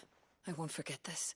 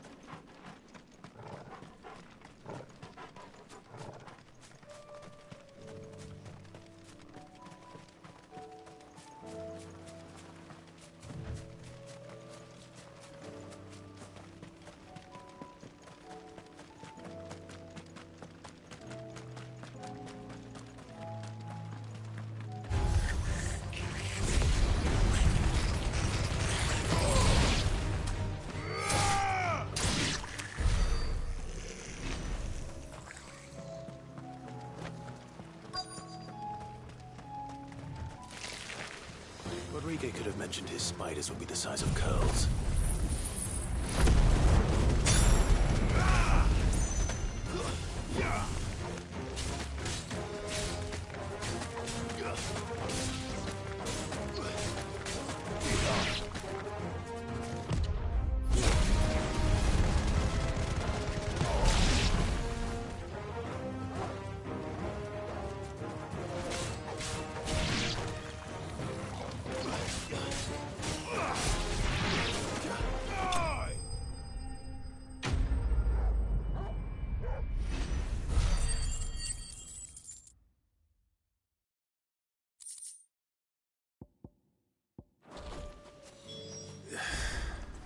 Hopefully one will be enough. Rodrigue will have prepared the other ingredients by now.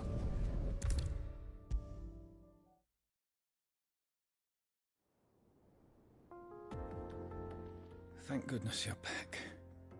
Taya looks like she's about to collapse. Is this what you needed?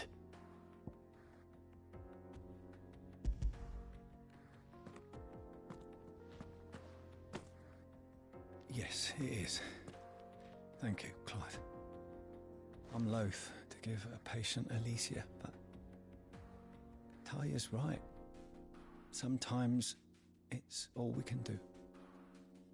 A single dose dulls even the most agonizing pain, and all other sensation with it. It may be a gentle way to die, but it is death nonetheless. I wish there was another way.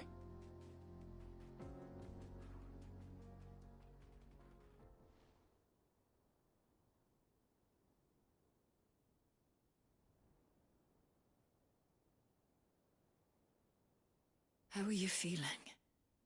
Light, Medir. Drifting on waves. Good. Just relax. Let the waves carry you to a better place. Thank you, Taya. I'm so proud of you.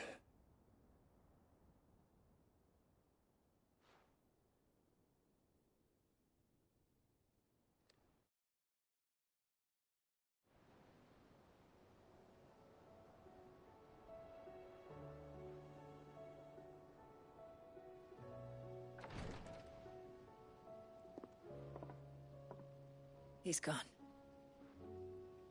Thank you, Rodrigue. And you, Clive? I'll see that he's properly laid to rest.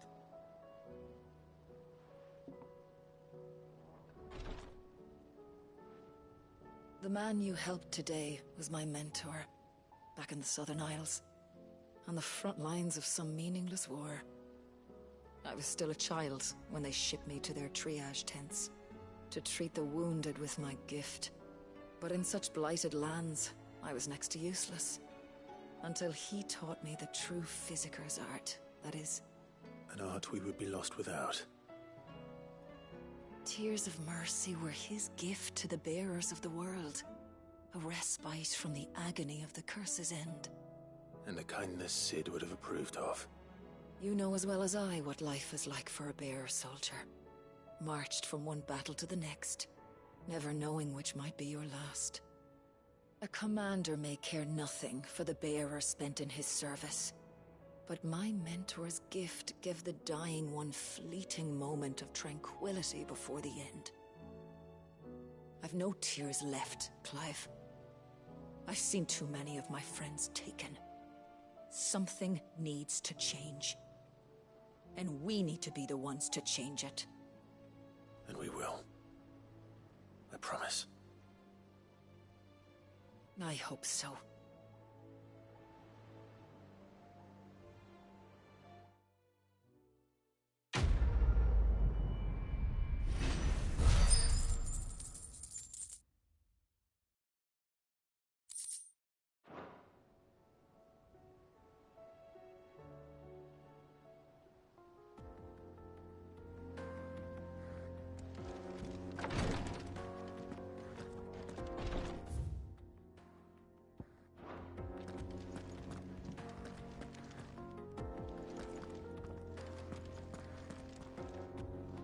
Clive, I wanted to give you something for the kindness you showed my mentor. What's this? A chest of all the medicines you're ever likely to need. Seeing as you're so reluctant to come to the infirmary, I thought you might as well take a part of the infirmary with you. I'm sure it will be very helpful indeed. And Taya, try not to work too hard. And work Rodrigue all the harder, you mean? He's a quick study, but he's got a long way to go yet. I'll take that particular piece of advice when you heed it yourself, thank you very much. Besides, who else is going to see that your brother takes his medicine? Who indeed?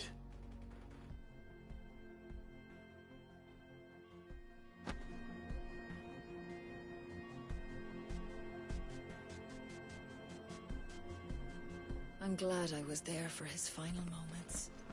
He deserved the peace he chose. Please, Your Grace, stay strong. Ah, my Lord Marquis. Yote, is anything the matter? You seem troubled. Perhaps I might be able to help. My lord. Yes. Perhaps you might. It's your brother. His condition continues to worsen, though he does his best to hide it. The lesion on his chest pains him more with each passing day. I had feared as much. There are certain elixirs which can ease the suffering of those afflicted by the curse, but... But His Grace's case is severe. The drafts I have been able to prepare for him thus far have ceased to have any real effect. So I consulted with Talia and certain of my comrades among the Undying about the possibility of finding something stronger. And thankfully, a recipe was found. The only problem being that the critical ingredient is exceptionally hard to come by, and our supplies are almost exhausted. Unless we can secure more soon, your brother's anguish will likely become unbearable. My lord, I know that I have no right to make demands of you. But would you help? For Joshua's sake. For Joshua? Anything. Thank you, my lord. So, what is this critical ingredient? A rare herb by the name of stonerwort. It grows only where the ether is densest. The vigor it stores in its stems helps to counteract the curse.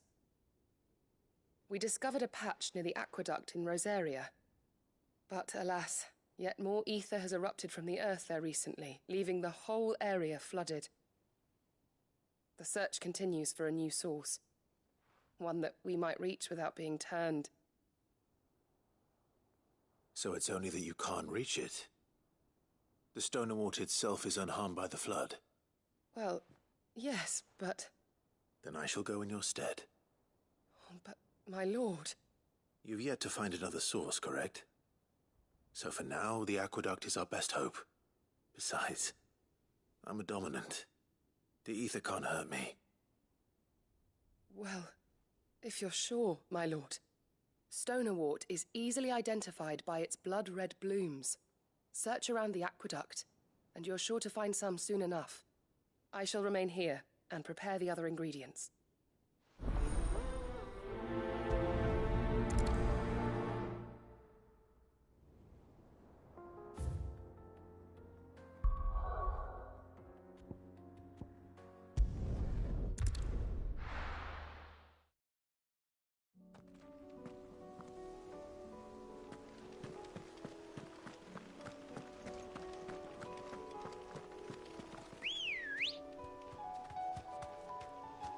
Come on.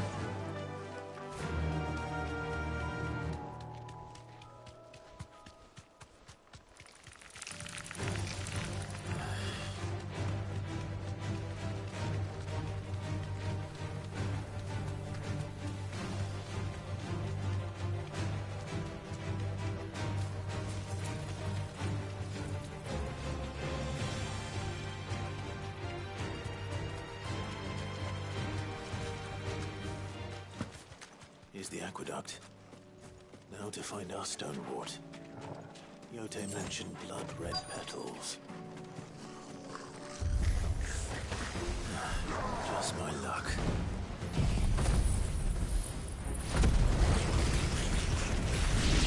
Well, I won't be picking anything till they're gone. There's only one thing for it.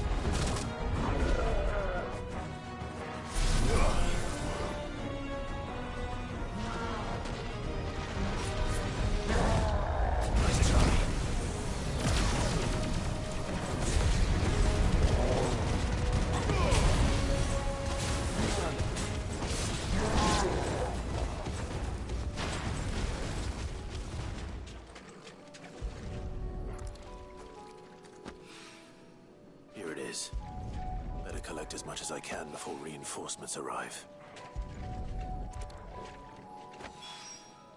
All right. That should do it. Let's get these back to Yotei.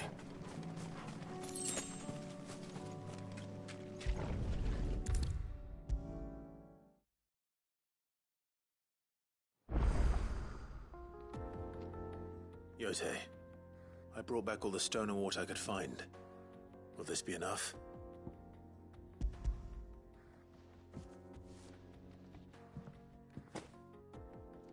Yes, my lord. Thank you. I'm sure it will serve us until we can find another source.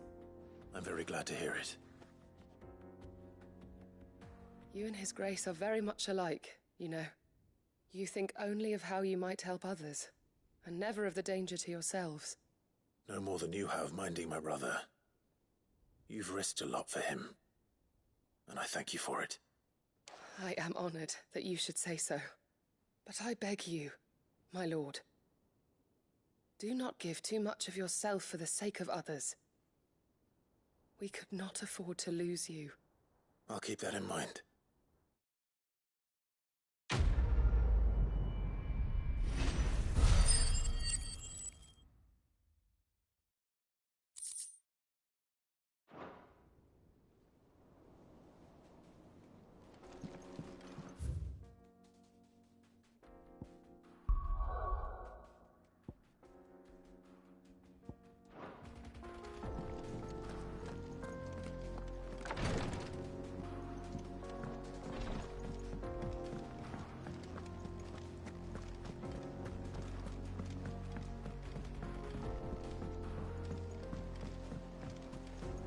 Covered in nicks and lumps, the lot of them. It's a wonder they can still walk.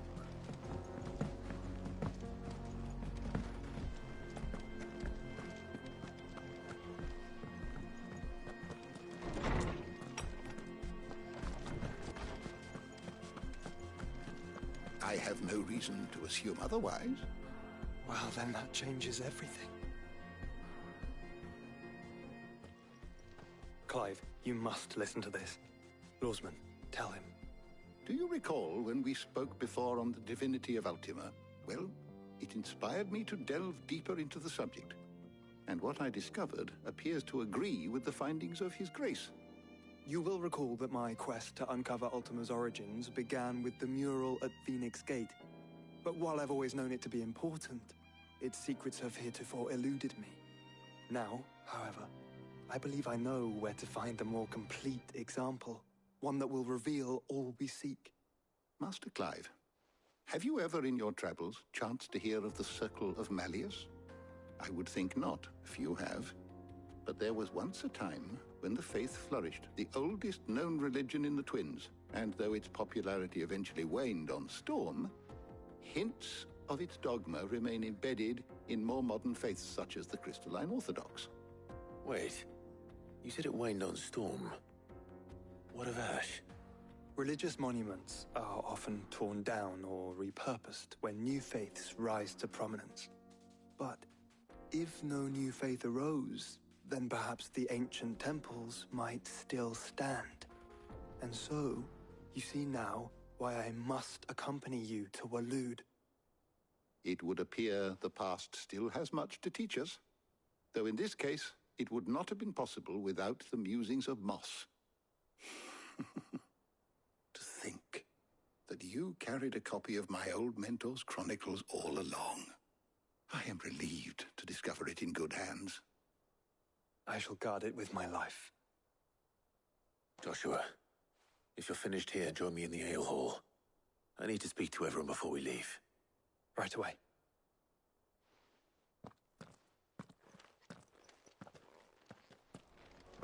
Mid said I can ride the Enterprise next. No, she didn't. She said I could.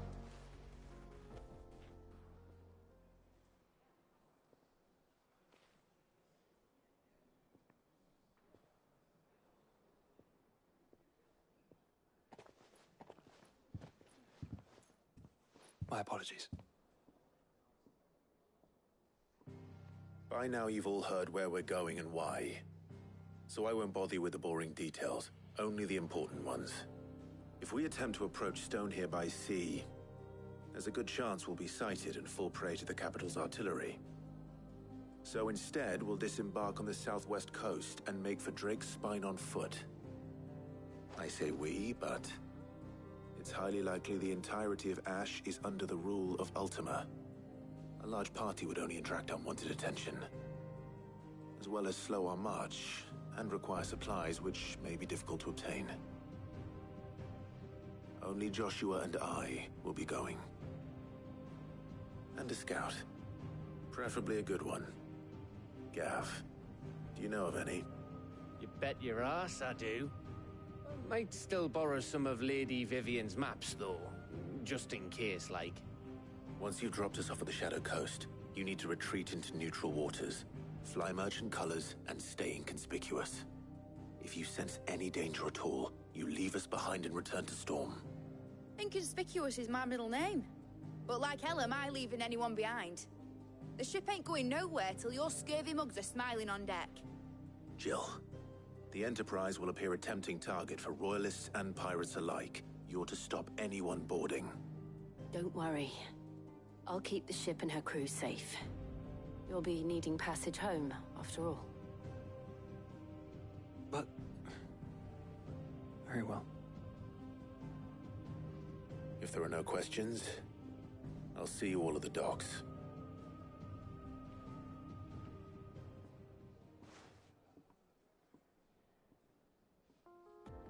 Let me know when you're leaving. I want a word before you go. Of course.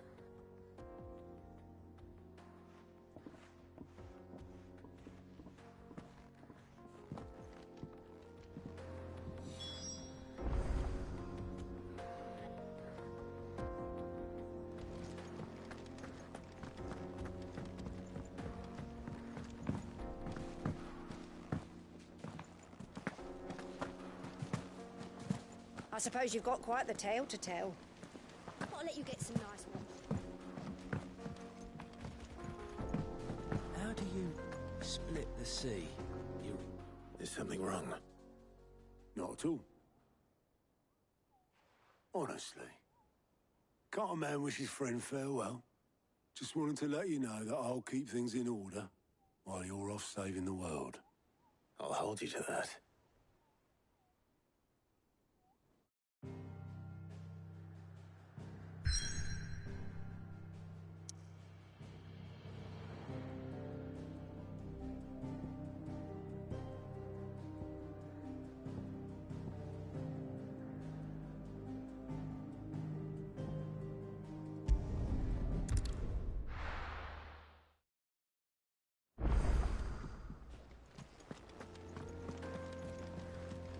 Covered in nicks and lumps, the lot of them. It's a wonder they can still walk.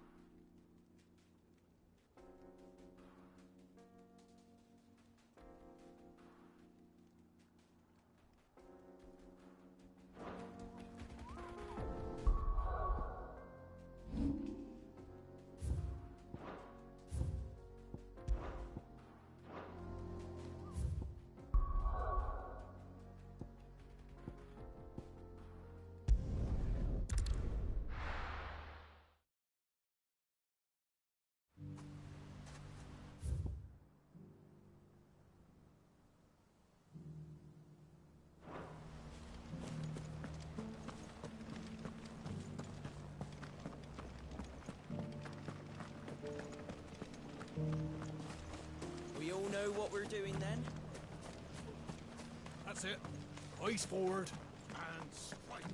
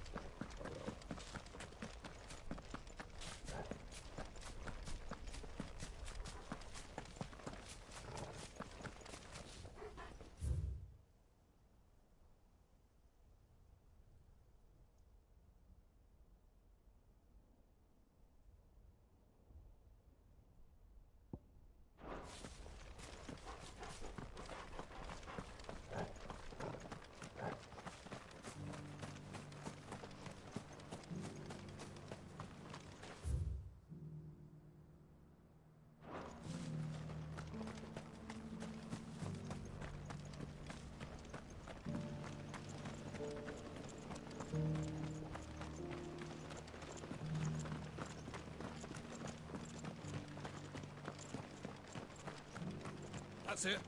Eyes forward, and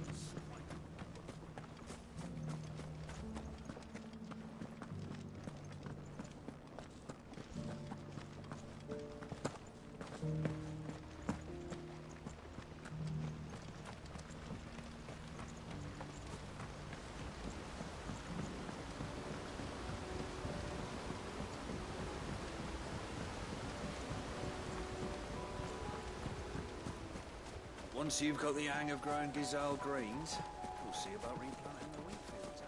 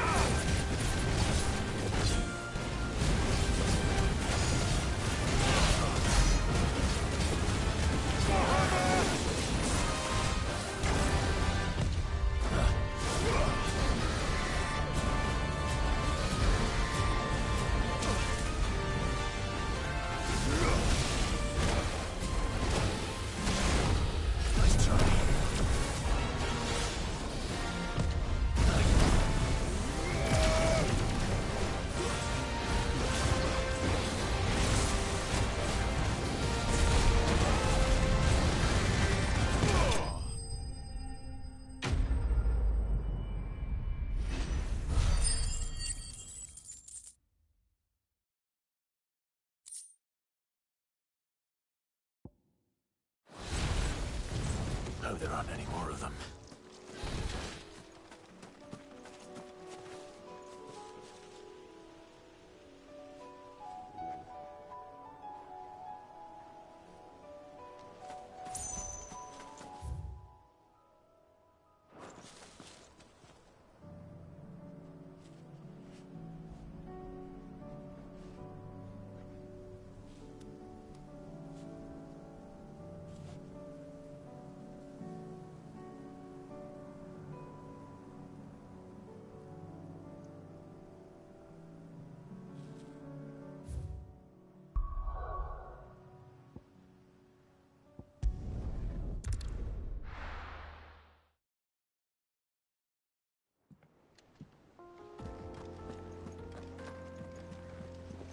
Covered in nicks and lumps, the lot of them. It's a wonder they can still walk.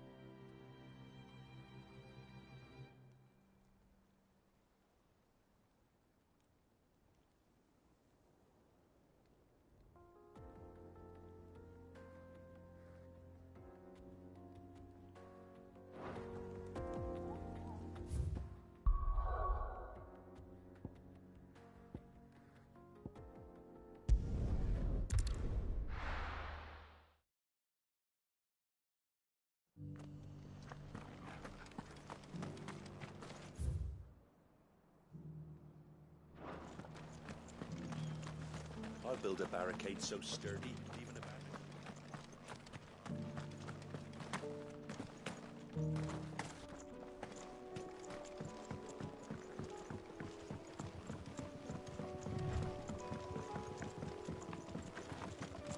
Can hardly make out a blooming thing. All for a sunny day.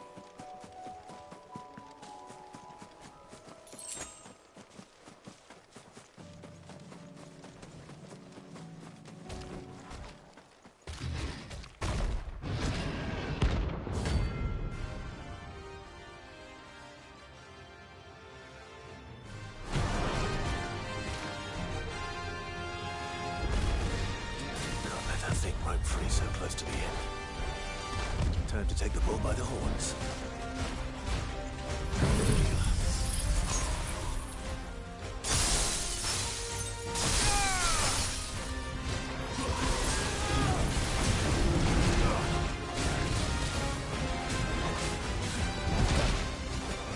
Help me, boy. To me, boy.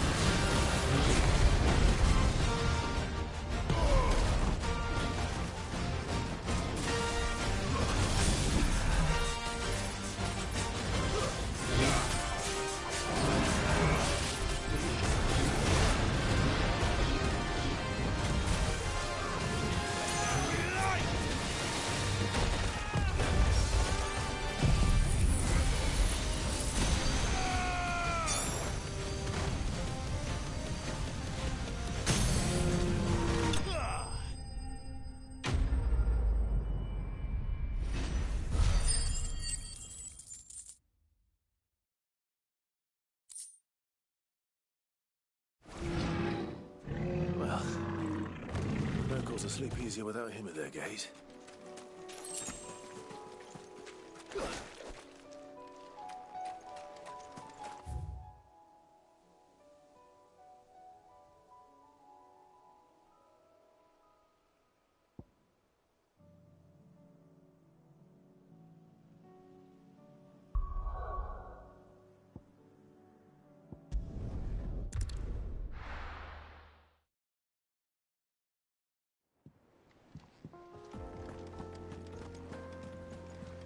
Covered in nicks and lumps, the lot of them. It's a wonder they can still walk. This is it, Clive. Sid ran from Stone here to chase his dream.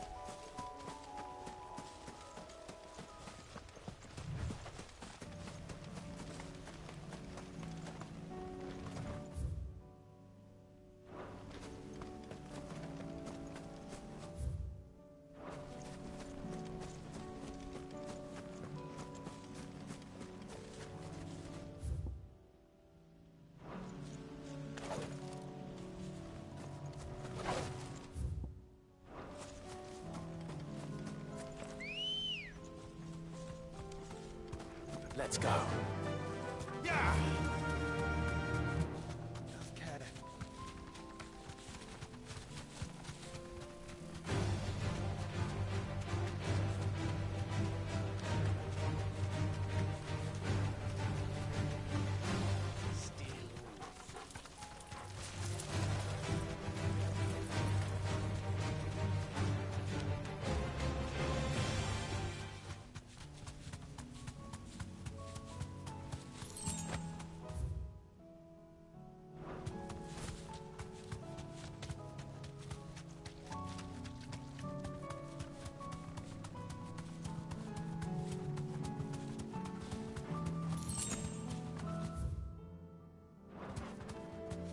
Straight home now.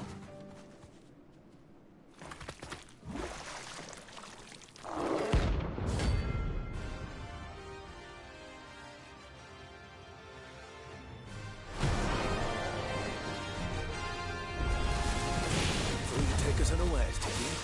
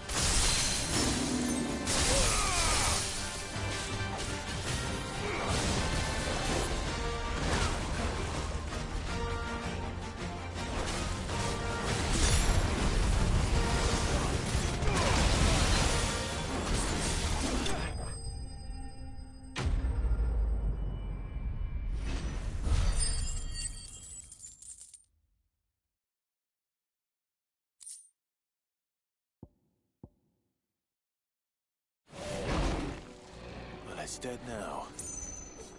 Whatever it was.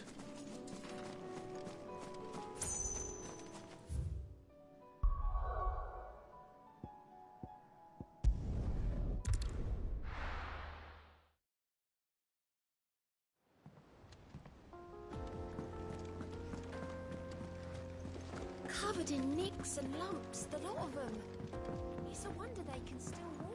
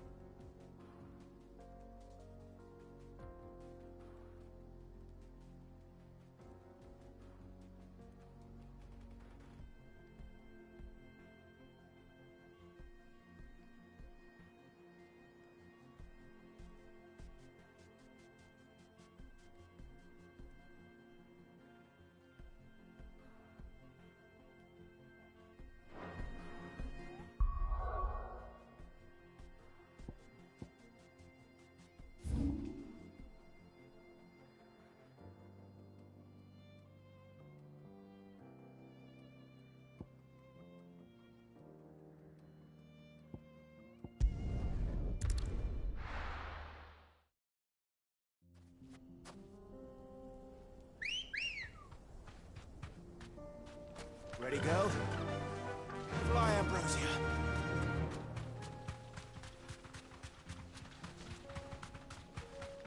Have care.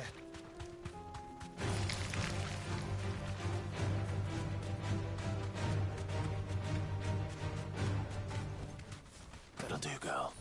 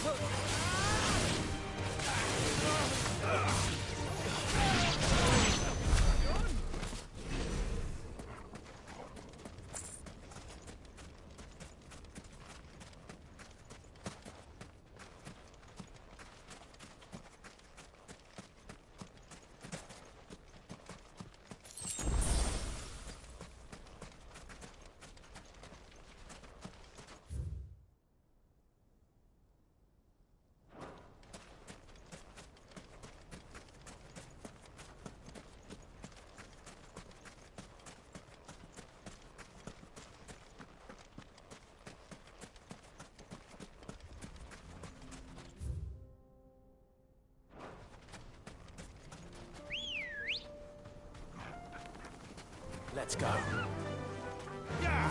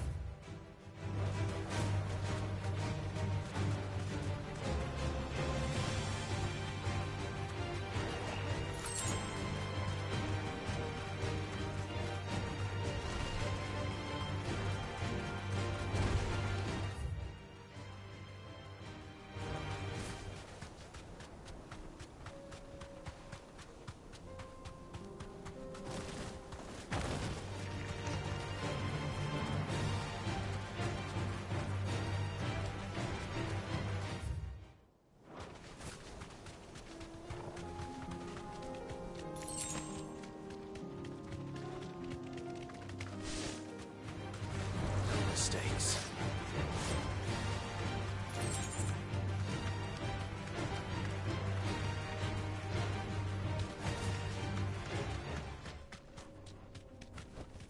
You deserve a rest.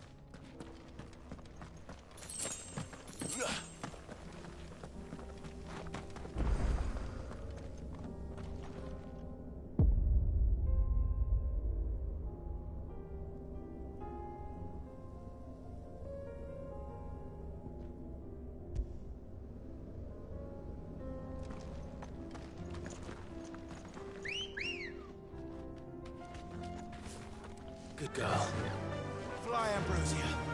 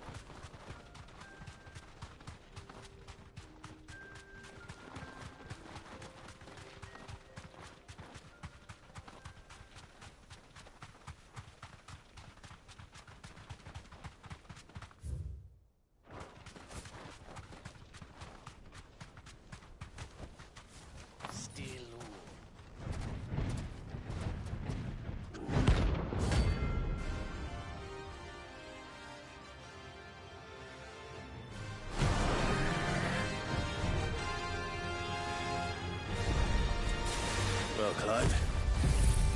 Looks like you're gonna need an even bigger sword.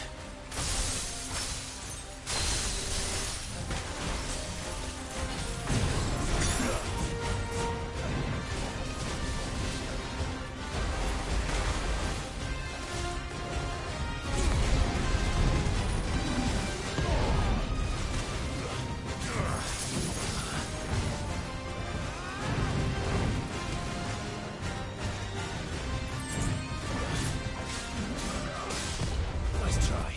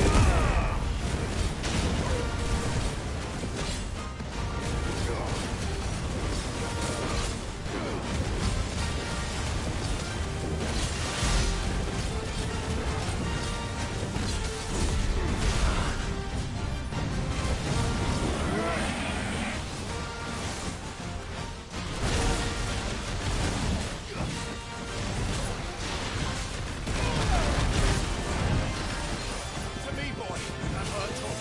I've heard talk.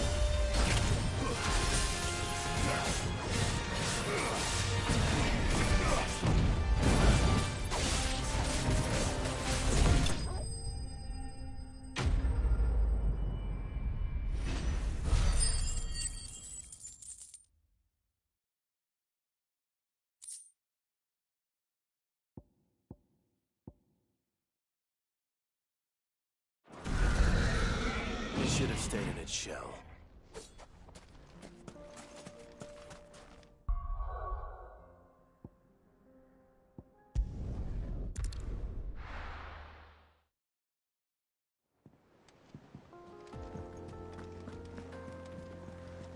Covered in nicks and lumps, the lot of them. It's a wonder they can still walk.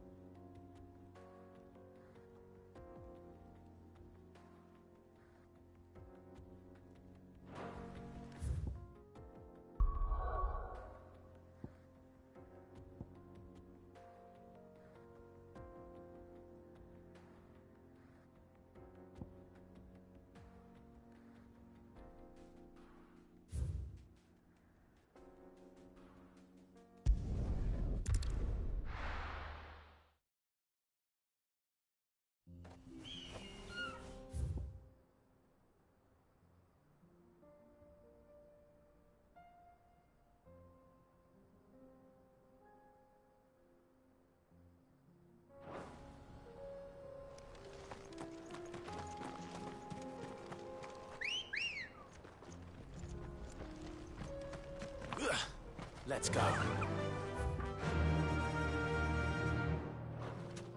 Faster!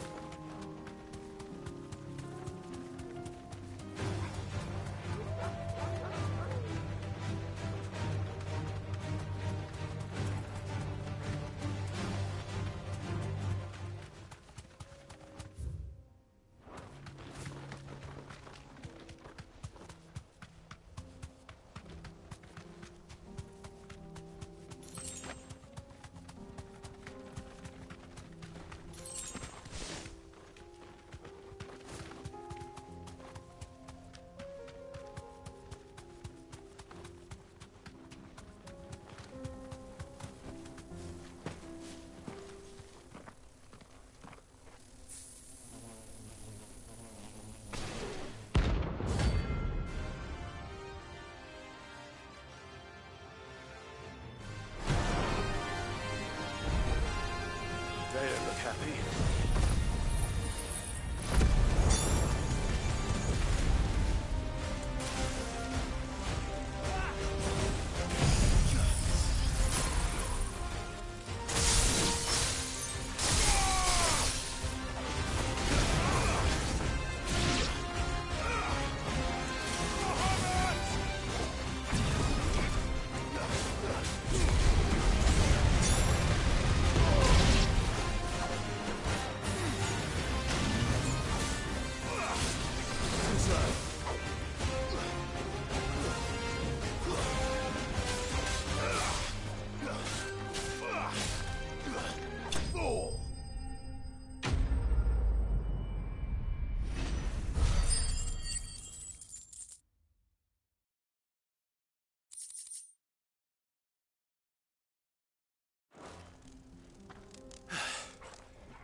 Peace at last.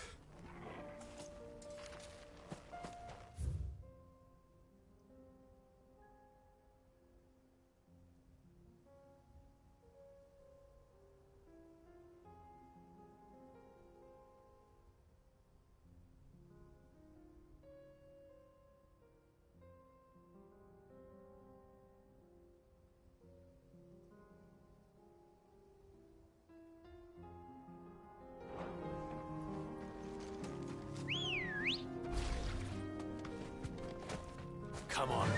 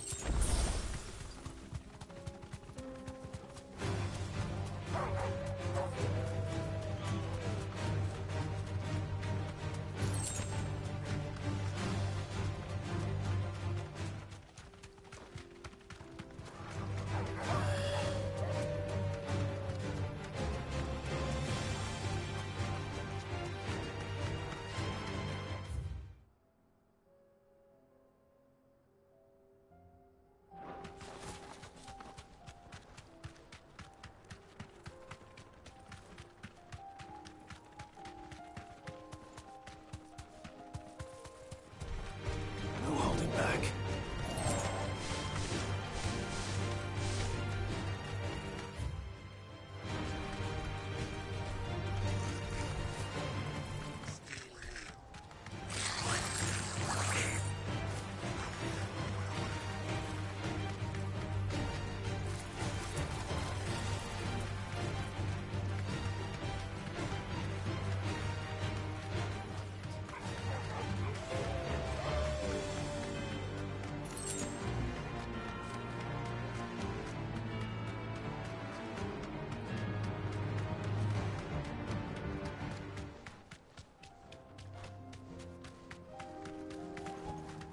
Are you safe?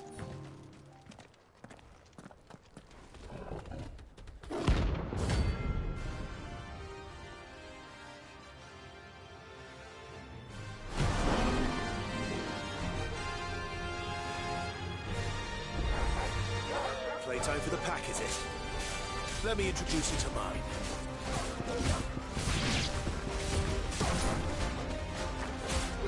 yours, Torgal. Farewell. Let's try.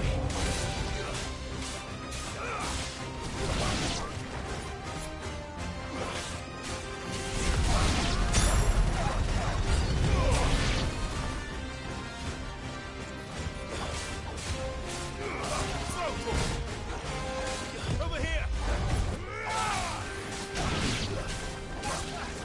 Farewell.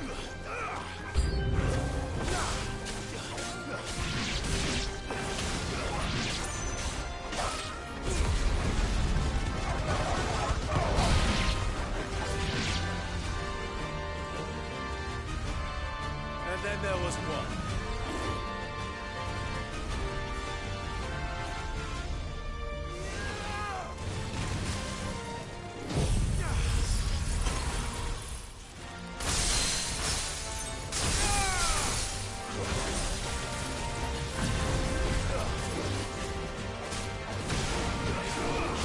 Fire and flame!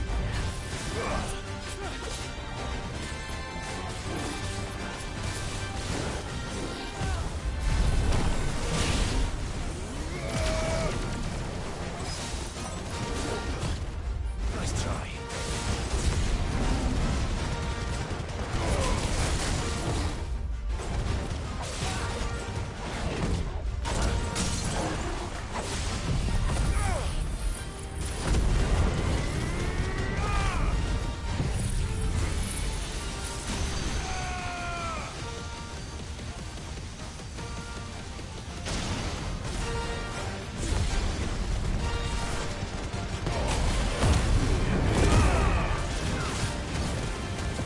Farewell.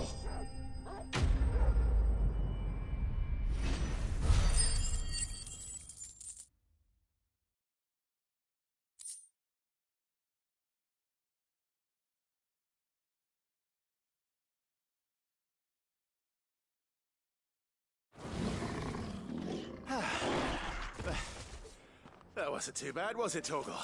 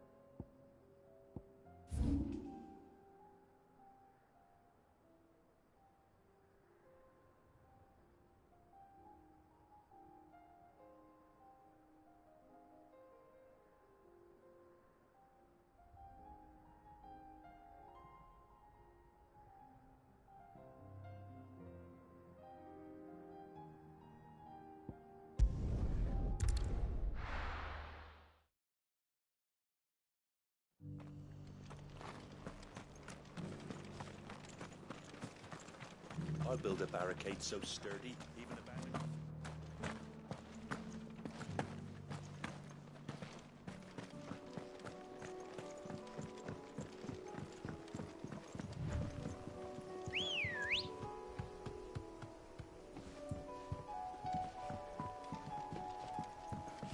Ready, go? Faster! Can hardly make out a blooming thing.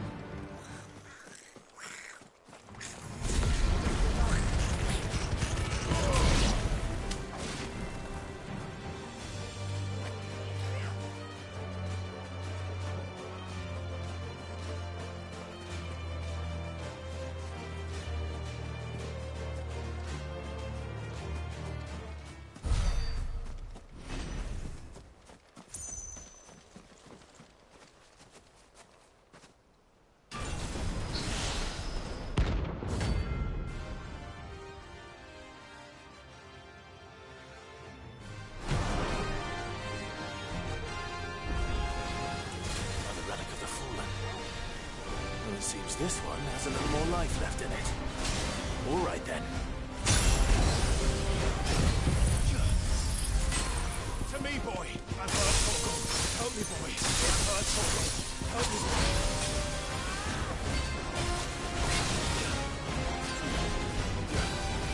That's better.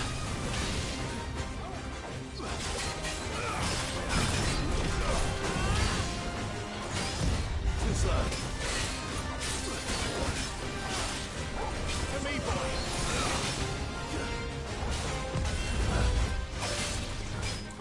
Too slow.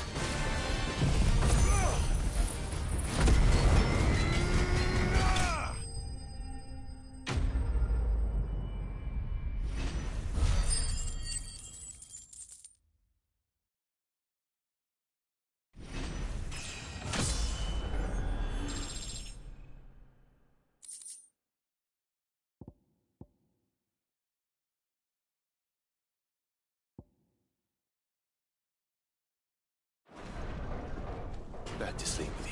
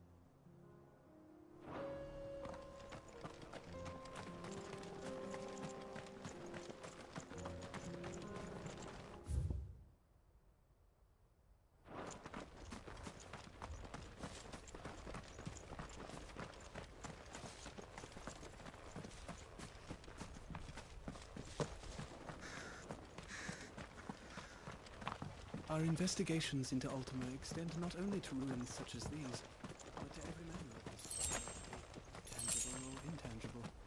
It is our honor and privilege to aid His Grace in this critical task.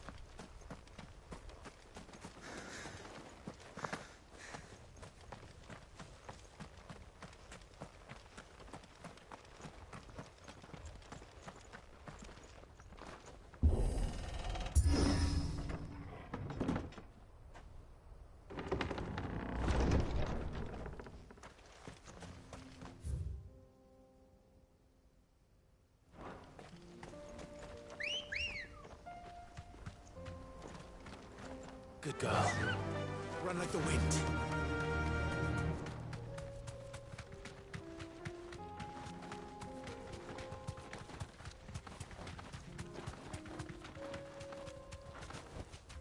That'll do, girl.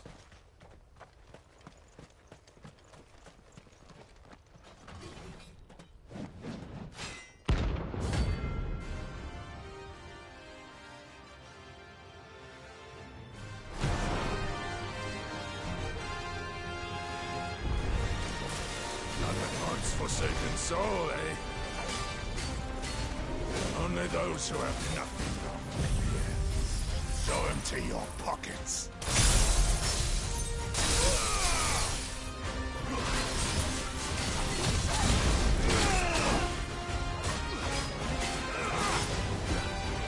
Too slow.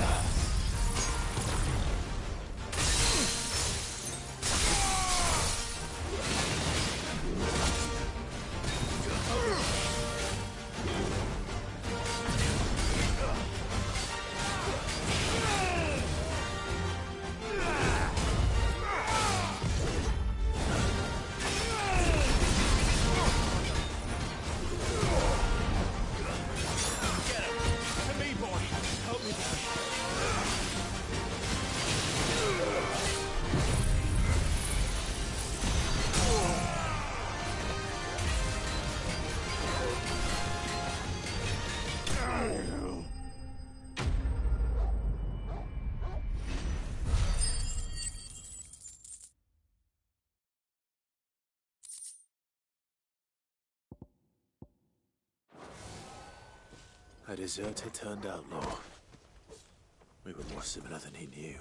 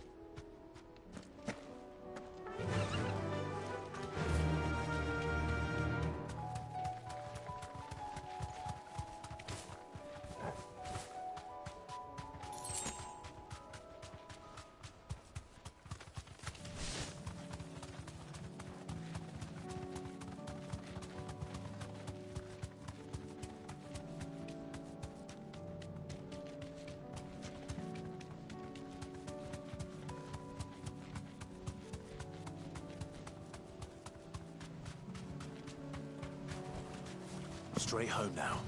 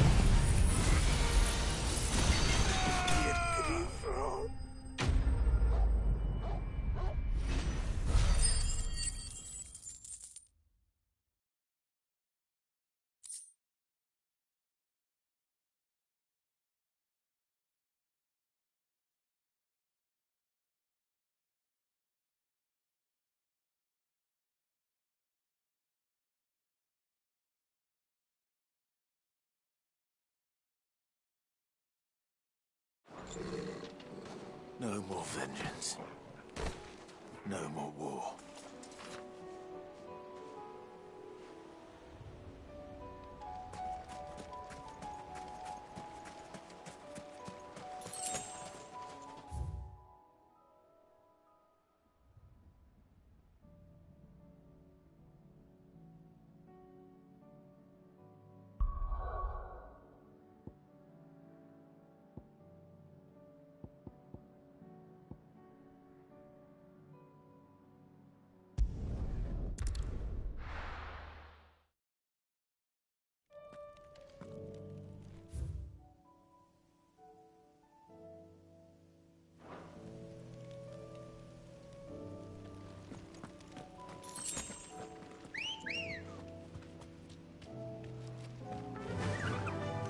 Run like the wind.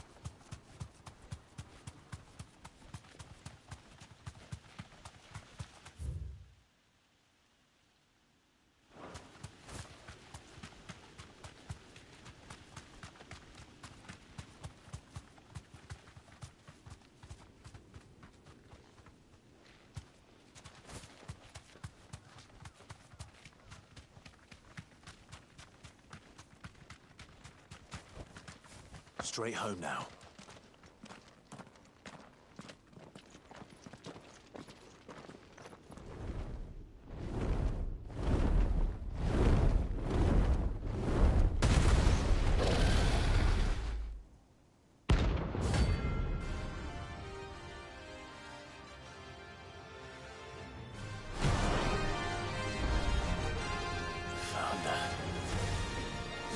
quest isn't to be trifled with.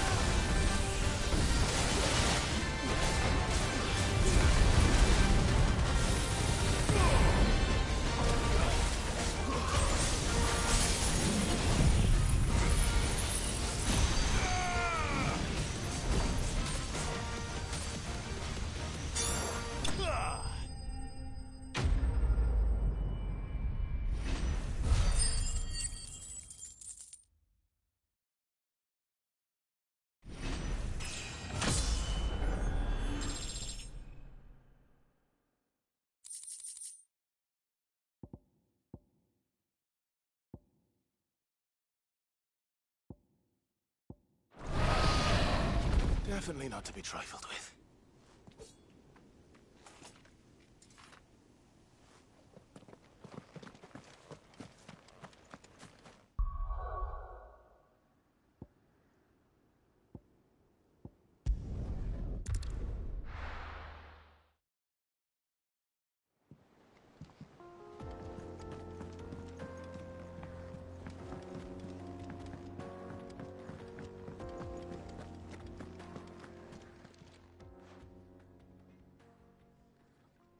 Let me tell you a story, Clive. All right. Them rumours wet legs were spreading. Might be they weren't just tales plucked out of thin air. You see, there were a time when I weren't too particular about who I sold steel to, so long as they paid me the right price.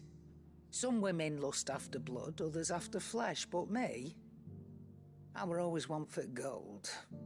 And to satisfy that lust, I sold to opposing armies, stabbed my every client in the back, made myself the most hated woman in the twins.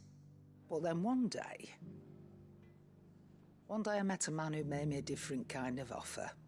Said he'd give me access to a realm-wide community of like-minded individuals in constant need of steel and sundries. On the condition I sold to him and his alone. Was that the first time you met Sid? Aye. And I fell right into his damn trap.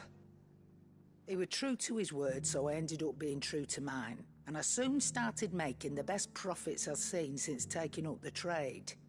And all without aiding or abetting any outlaws. Except Sid himself, that is. Told me about his plan to topple the mother crystals, you know. Said that with them gone, the realm would want for all manner of things. An opportunity for the likes of me to mint gil. Why, I reckon an enterprising individual could find himself the richest dam in the twins. And that's when he had me.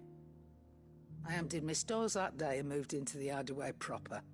And the rest, as they say, is ancient bloody history. A dozen years on, and I'm still not the richest dam. Not for lack of trying, mind. But I can say that I have never been happier. You've all shown me there are some things more precious than gil. That there are. So don't you go messing it all up. Or you'll have me to answer to.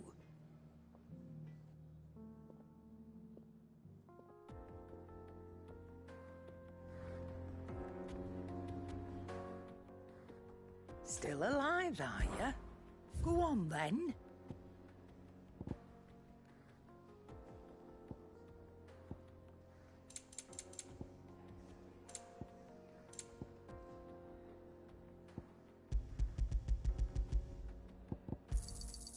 You're rubbing me blind, you know.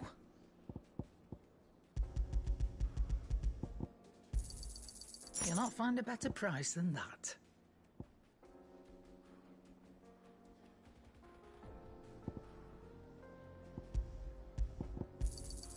You're rubbing me blind, you know. You'll not find a better price than that.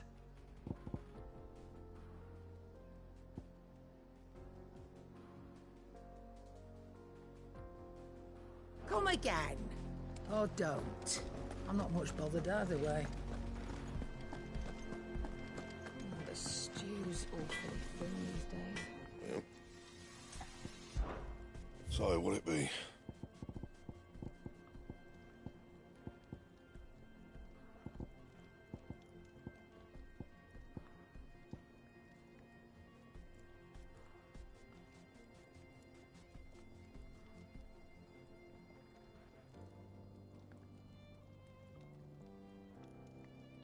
And?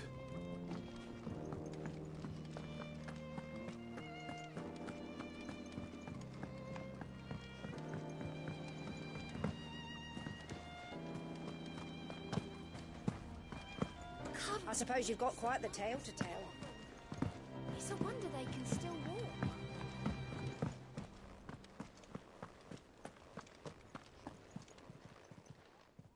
Ah, I wasn't expecting you back so soon. Is everything we've received and everything promised?